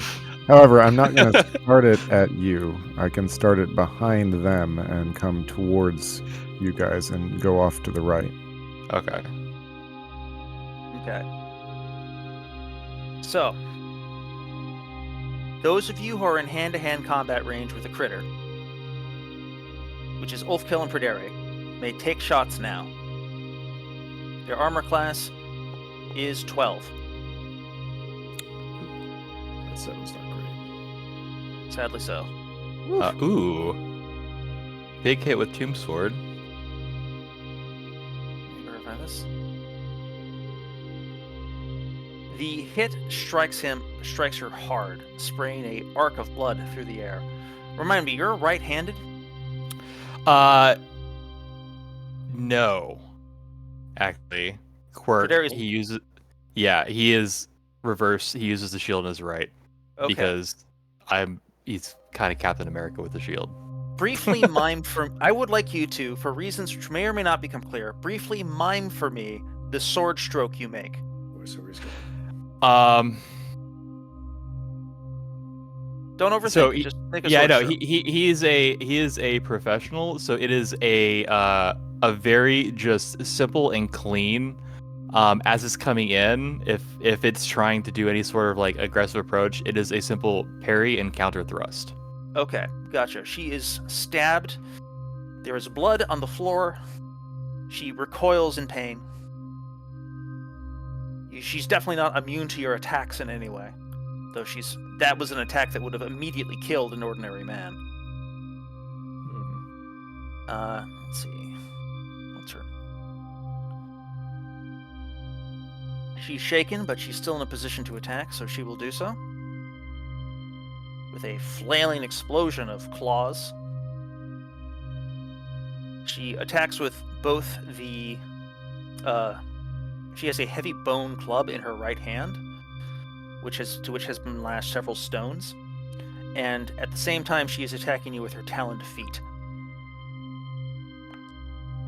Now, remind me what your armor class is?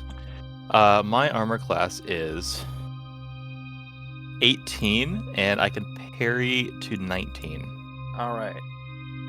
So you're going to get hit twice for 3 and 6 damage, respectively. Okay. What?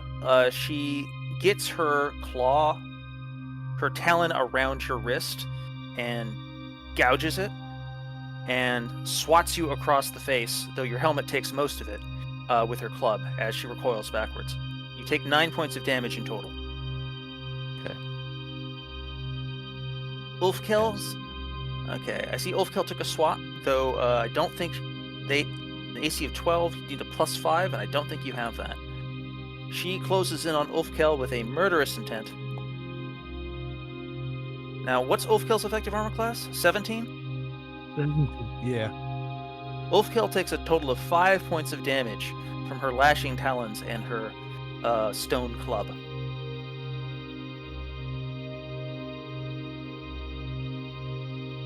Yoanen, I need you to roll a saving throw.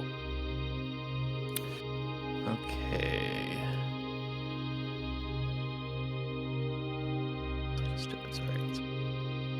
Token. There we go. Saving throw. All right. Yoanen is able to restrain Morpert from pressing forward even farther into the pool. Awesome. Yeah, his next turn, he'll work on reeling him back. All right. Little sense into him. Zolatin's putting 2 and 2 together, so he warns everyone. Put something in his ears. Zoltan is not in a good position to warn anyone of anything, unfortunately. Yeah, I was making a joke Yeah. there where I muted my mic before I warned you. Yes. All right, 1 sec. I gotta check something real fast to make sure I'm not boondoggling nothing. All right.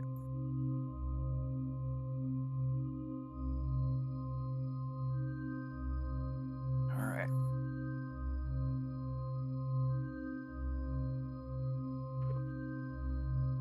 That'll do for this turn. Spells. Could Leofston have also speared that harpy next to Pruderi? He could have. Thank you for reminding me. Before spells, Lofston takes a shot. I'd like if my spell could trigger first, if that's Would it count as? Afraid not. I meant like before the lightning bolt. That's Would it count as? before Lifestone. Okay. Say again, John. Would it count as a backstab? Unfortunately not. No, flanking. I mean, he's 10 feet away or so. Yeah, No, unfortunately Less not. than- You'll have to make a regular old attack. Okay. Did it roll? It looks like it didn't roll. I don't Okay. see it There roll. Oh, there we go. Yeah, that should hit. Especially with Lofston's level 3, that'll hit. Go ahead and roll damage. This might actually put it down.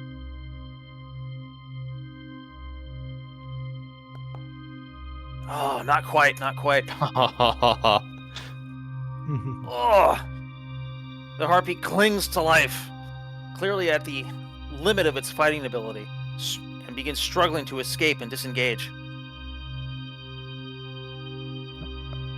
Spell. All right, now spells. Go ahead and do your magic missile first, since it's a lower It's not level magic spell. missile. It's phantasmal force. Oh, okay. Then go ahead and do Phantasmal Force All right. first. It looks like a magic missile, though. It looks like he's just fired a regular magic missile at the ceiling, where a huge chunk of stone falls down into the pool, splashing all of the harpies. Would probably splash us too, but that means nothing to us. It seems to mean something to them, though. All right. So what's that do? I like it.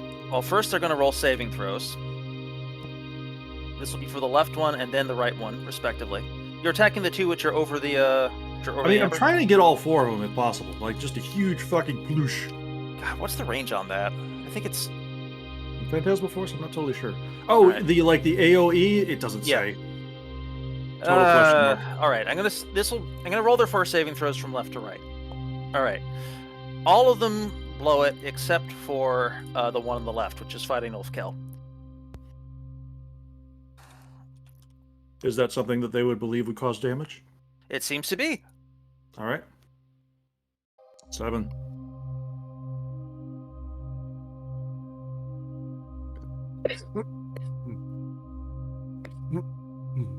The one which is fighting Prideri falls to the ground, flailing in agony, unable to fight any further, seeming to believe itself being subjected to some horrific fate. I will leave the question of whether we restrain it and bring it back with us, or we finish it off here until after combat. It's still in the range of my lightning bolt. Mm-hmm. Okay. But you don't have to kill it if you don't want to. Yes, I do. Just saying. All right. We could give it to Olden. Sure. Where are you firing the project? Where is the origin point? It has to be somewhere that it Magnus starts- can see. Oh, Magnus has to see it. Well, in that case, it has to start here. All right. And we'll. And it extends. You're gonna try and get these 3 harpies. Yes. Alrighty. Honestly, if you just scoot like a 5-foot step, you can see all of them. So that is tractable. 16. Here is what happens. These harpies. Actually, I should roll saving throws for this. Yep. Can I make one request real quick, Magnus? That Sure. it hits over here, so that it's deflected away from us. Well, sure. I mean, you know. Oh, I don't remember how long it goes, but Don't worry about it. We'll come back to that in a second. It's too late. The horrifying projectile has already been unleashed. Great news is you guys already have wax in your ears, so you aren't going to be deafened by the cacophonous explosion of a lightning bolt in an enclosed space. You're not going to be deafened. However, this harpy is completely obliterated. In Prideri, I need a saving throw from you. Morpert's probably deafened, though. Oh yeah, might be helpful actually. yeah. All right, Success. Prideri, you're completely fine. You got space. You saw the building charge and gave it this necessary space. This harpy is completely obliterated. The lightning bolt explodes out of its rib cage and sends smoldering feathers everywhere. This harpy is blasted and ricochets off the wall in the smoldering heat. And this harpy is knocked off of its perch, collapses into the amber water below, and immediately begins to scream and dissolve. We found something for that door. Now what happened to the third one? That extremely dead. Well, there's also still the RP, which is fighting Ulfkel. Yes. So this isn't over yet. Put on the violence music again. We're not done. Okay. Dead. We could have captured one. This one's None dead. of the singular harpy that remains is not singing, correct? That is correct. So Morpert is sane-ish again, although he is now also deaf. Where is the Do blast these there? count as humanoid? Do you think? Yes. Like, could they be subdued? Oh, okay. So Yeah, you know, you can Ulfkel just- yells out. Yeah, he asks, "Do you want me to subdue it?" No one can hear. Like, I don't know what to tell you, man. No one Oh, can hear that's anything. right. He forgets. He What? forgot. What? All right. What? Well, he's swat. He's gonna wail on All right. it. All right. Go ahead and roll its attack. Its armor class is 14, if I remember correctly. That's a square hit. Its armor class is only 12. Give it the bonk. All right. Wolfkill gives it a thorough Plus 2 cudgel. damage, right? a thorough cudgeling. Yes. And now we are going to... Let's roll for initiative. I should have done that sooner, but here we are. Goes on a 3. And you guys go first. So anyone who wants to move into hand-to-hand combat with the harpy, you may do so. Sir, I'll implicitly try to subdue it. That sounds like something Golfkill would say if I were able to hear him. Is Morper able to go there safely? Safe-ish.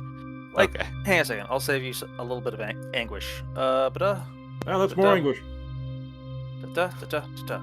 There. Okay.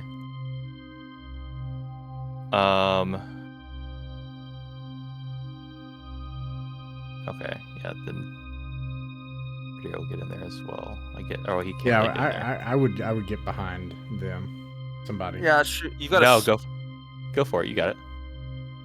I have faith that the three of you can probably take this thing down.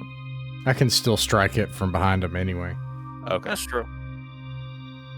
Stay behind the meat shield.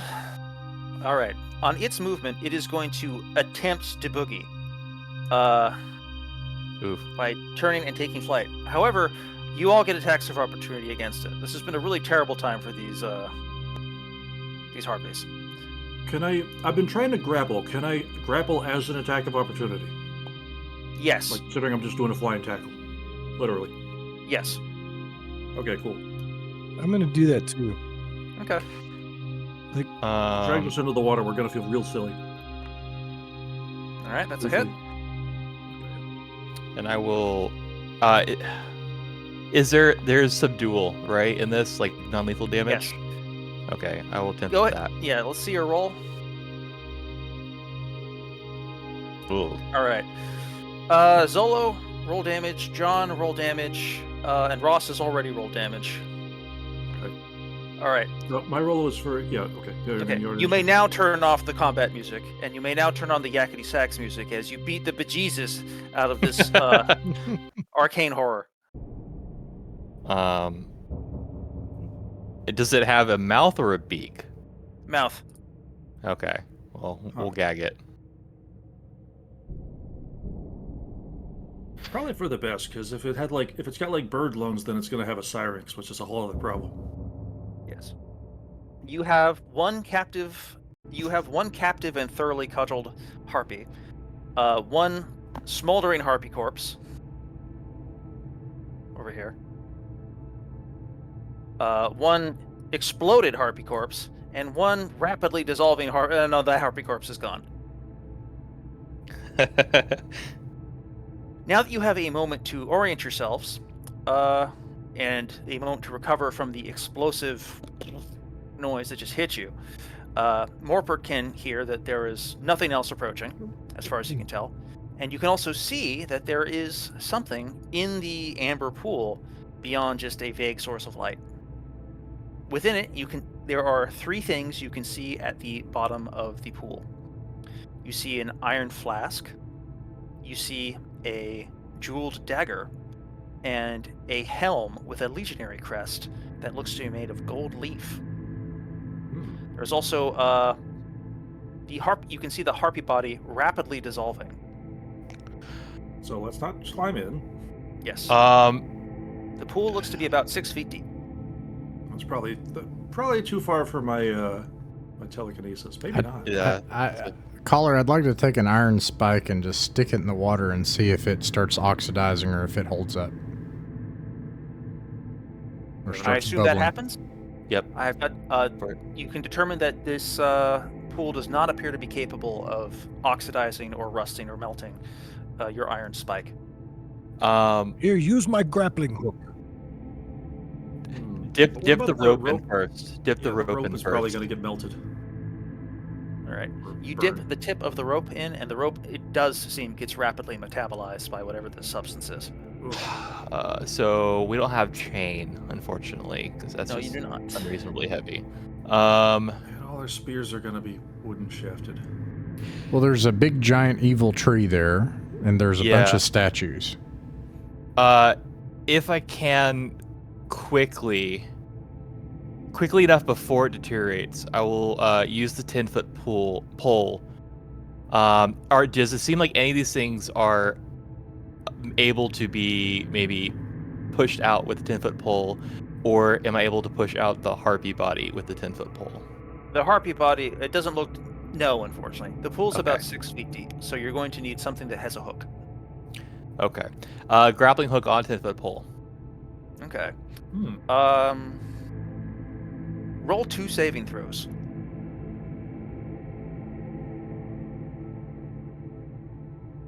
All right.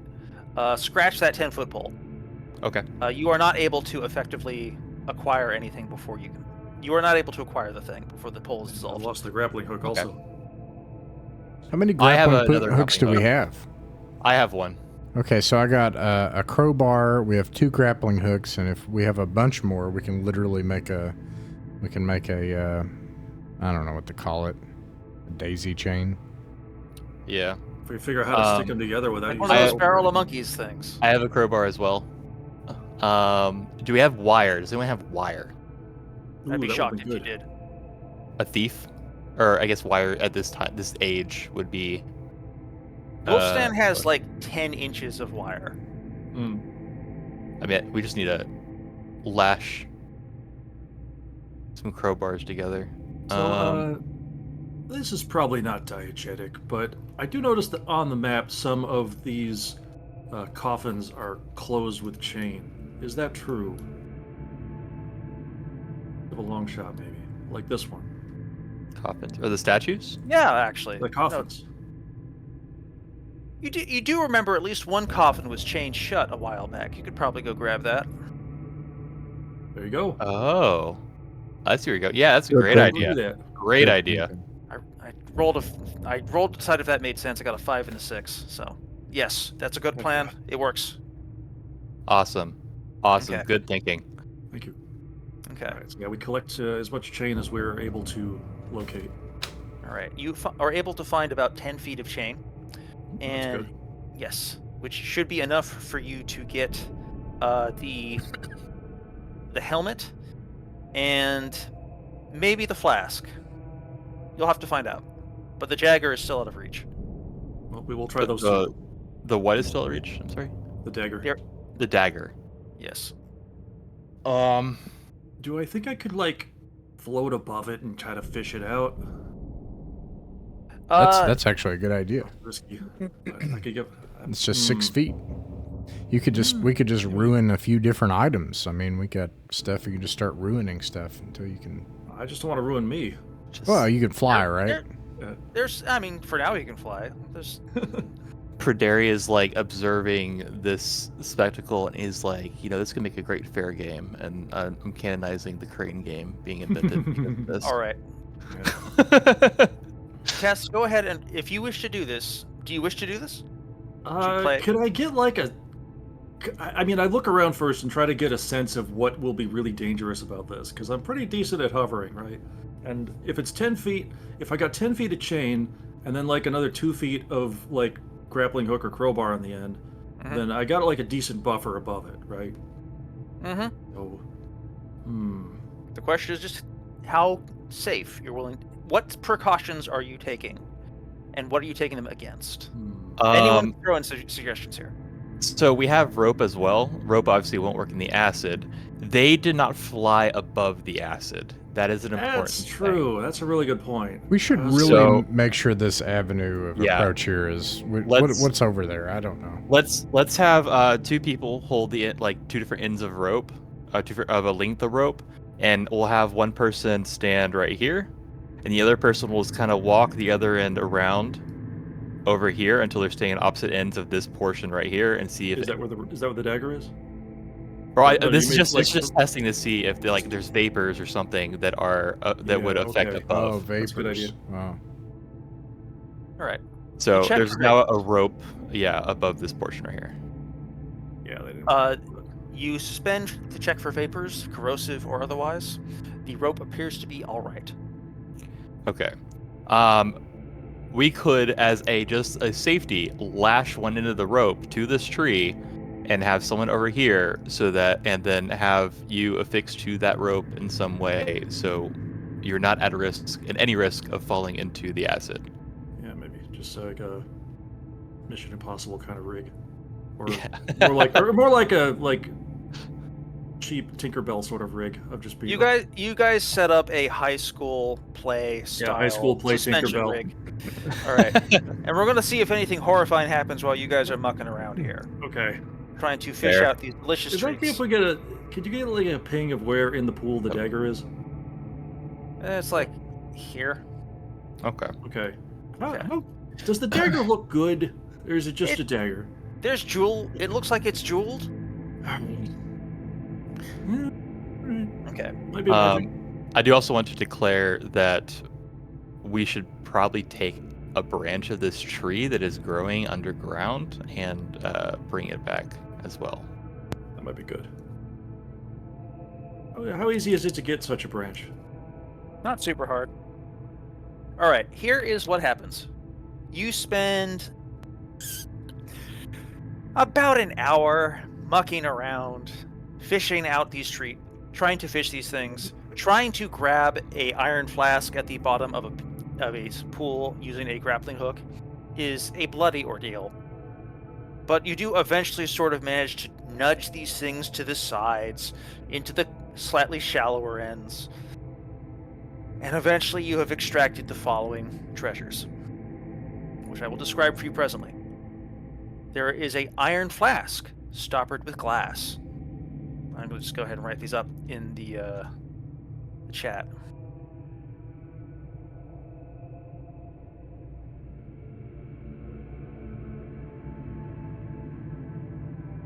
There is a jeweled silver dagger worth 300 GP.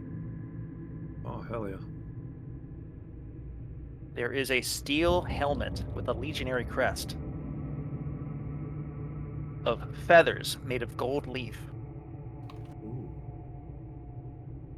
worth 1700 GP. My goodness. Oh, yes. Nice. Worth it. There we are. A proper treasure. Back to the room, quickly. Yeah, I was just Yes, thinking that. yes. Like, we got like 12 more OOC minutes. We can do it. Okay, while this Put that harpy down. everyone scampers away. Continue. I assume at this point you have used the rope, which has not been destroyed by acid, to bind the harpy Yes. in Yes. some fashion. All right. So you also have a captive harpy, which we will come back to. That's pretty interesting. And if we have a spare sack, put that over its taloned feet. Yes. You Good take idea. various appropriate safeties. You breach the gate. Here is what you encounter on the other end. Past the secondary gate, there are various tombs, sarcophagi, niches in the wall, and slabs of stone in the floor. Many have been looted and broken into, but one, is still sealed, a tomb built into the wall, over which the word which contains a single name, Maria. Maria. Yes. At this time, Leifston has full permission to do his thorough checks. All right. Lofstan gets to work looking for traps, aside from, of course, the illusionary trap. All right. He is confident this place is safe. You are past the danger. Just in case, let's split the group where some people are still outside of the gated area, back towards the beginning over here. All right. I don't want to put everyone inside this gated area, and I'm trying to get through this quickly. But yeah, and then Okay. Perderi will take risk and be up here, Okay. off by the wall. Why can't I move him? Oh, because the door here. Yeah, I'll be up Okay. here. So this tomb is basically you know how like a morgue is just like a shelf which is Mhm. built into a wall? This is the tomb. It's been capped over with this capstone, and whatever's behind it is behind the capstone which says the name Maria. I have hammers and iron spikes. We can All right. disassemble this. Incredible violence ensues. The stone is breached by your aggression, and beyond it is something remarkable. It is the intact and apparently perfectly preserved body of a young woman, dark-skinned with hair thickly curled. She lies still, clad only in a funerary shift.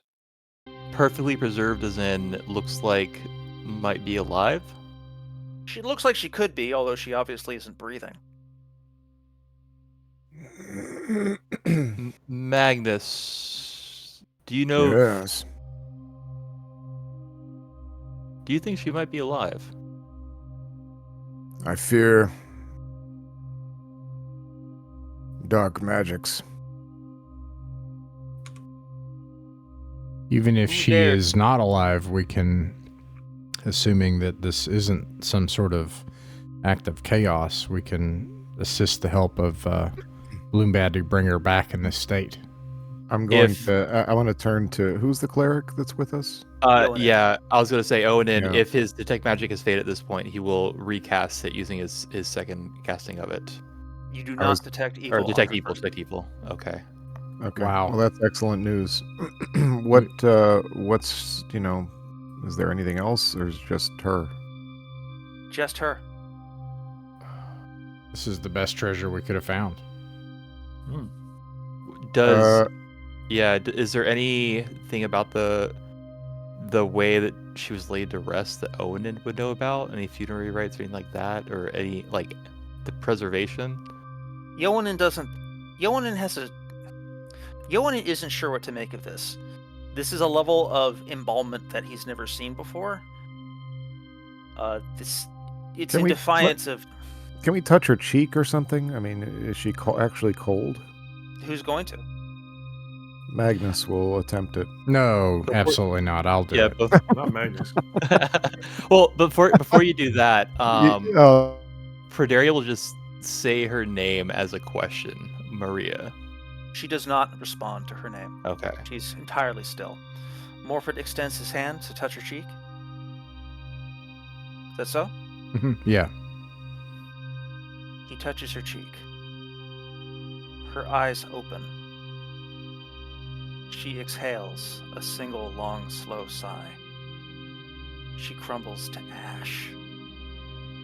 Smooth, white, colorless ash entirely, all at once, like she was a sand sculpture that suddenly vanished. And in her wake, all that remains is her heart. A beautiful, white Chalcedony heart. A perfect sculpture, rendered in the smoothest, clearest pale stone you've ever seen. the work Still of a no hit. necromancer. Still no hits on Astonishing. detect evil. No. What a wicked thing to do to a person. I It didn't know what that was. it seems to. The words fail me. It seems too delicate for something like necromancy. I know nothing of magic, but this seems This is almost clearly respectable. no. It's clearly the horrific and jealous work of some evil being. The works upon which upon a being that is not evil. And I'm glad that she can be at peace now. Magnus will take her heart. It's cold in your hand. It's a perfect sculpture. Magnus has done anatomical studies. This is this is not a sculpture of a heart. This was a heart which petrified into pure chalcedony. There may be nothing else like it in the world.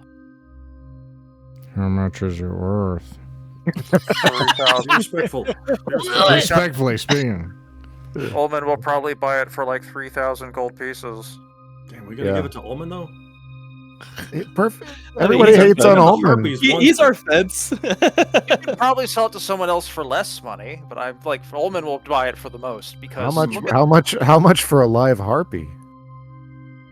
probably a lot. Let me check. Hang on a second. Yeah. That's pretty good. You sound pretty excited also- for the one who vaporized the first one I captured. Oh, Well, he'll Get give it you out there. Look, a bird in the hand and all. he'll give you 1,200 GP for the live harpy. Okay, that's a lot. I was Oh. gonna say it. Clean up. Also, there is charms.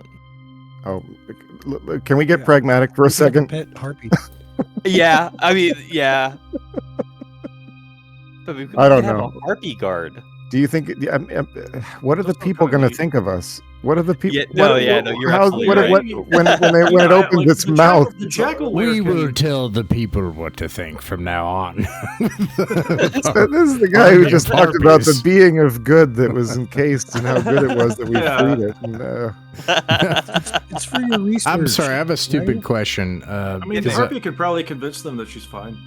They That's are the Ross. kind of thing she does. We'll come back. Everyone else, shut up. Ross, tell me I'm what you sorry. I'm sorry if this is a dumb question. I've seen different things. Yeah. The if we sell an item of great worth, like a magic item, how do you rule XP? I have seen different things. think. My I think we usual get the XP approach. before we sell it. Yeah, my general approach is that with magic items, you don't get extra XP for them. You can sell them for cash, and you'll get a The lot of cash. harpy in but this you'll- case, I mean, and the harp. Yeah, you get experience points for selling the harpy. Oh, okay. See, Normally, I probably shouldn't. we should but sell it whatever. then. Sweet. Awesome. Yeah. All right. well, I mean, while Chat, we're what have I here, what about how much? I mean, the live harpy probably obviates like any dead harpy parts, right? We're not going to get like Oh, bonus. Yeah, no money bonus for them. parts. Damn. Also, realistically, the other harpies are not in great shape. So- we are yeah. headed home, right? Just checking. Uh, Okay. Yeah, so I just want to go over real quick. So we have this. So correct me. This depiction right here is actually the thing in the wall, right? Yes. There's nothing else over here on this side of the bars Correct, of correct, value. correct. I do Um, want to clarify, one of the downsides of me stealing someone else's work to make the map is that there are a lot of elements in it which are not necessarily diegetic, Okay. as Tess has noted. So you Is ask there before, any thank you of for the- asking. You're going to have to ask before you assume that something in the map is real, if I don't mention it explicitly. so next question. These bars were able to repel magic. Is there any opposition for us just spending some time in here as we're running out to saw off a couple segments of these bars to maybe use to reinforce some windows or something?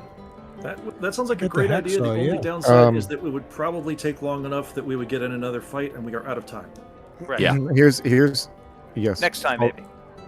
Here's my suggestion about those is that they probably, if they actually have that function, they would also serve well as a component to design a new spell, which is something. So Or like a shield or something. Component Let's to design assume a new that for spell. now we leave them alone because we don't want to disrupt the magic, especially after we just saw some magic being Yeah, disrupted. there is that at least one more adventure down here of space, because there's that whole tunnel we didn't explore and stuff like that. So all right, we'll call this good. This is a good haul. Let's get out what we can. What were you gonna say, John? yes, bring the The ashes. ashes? Yes, Yeah. I think that's a good idea. That's actually. a very good idea. part of Yeah. the burial, etc. Richard, Yeah, how long well- did it take to drill through the door? Just I need to write that down. It took Mythic Mountains RPG is a private online play club that focuses on folk RPGs. Folk RPGs are the games that belong to all of us. They're what actually happens at a table between friends. It's their voice that has the authority on what is fun and what works for them.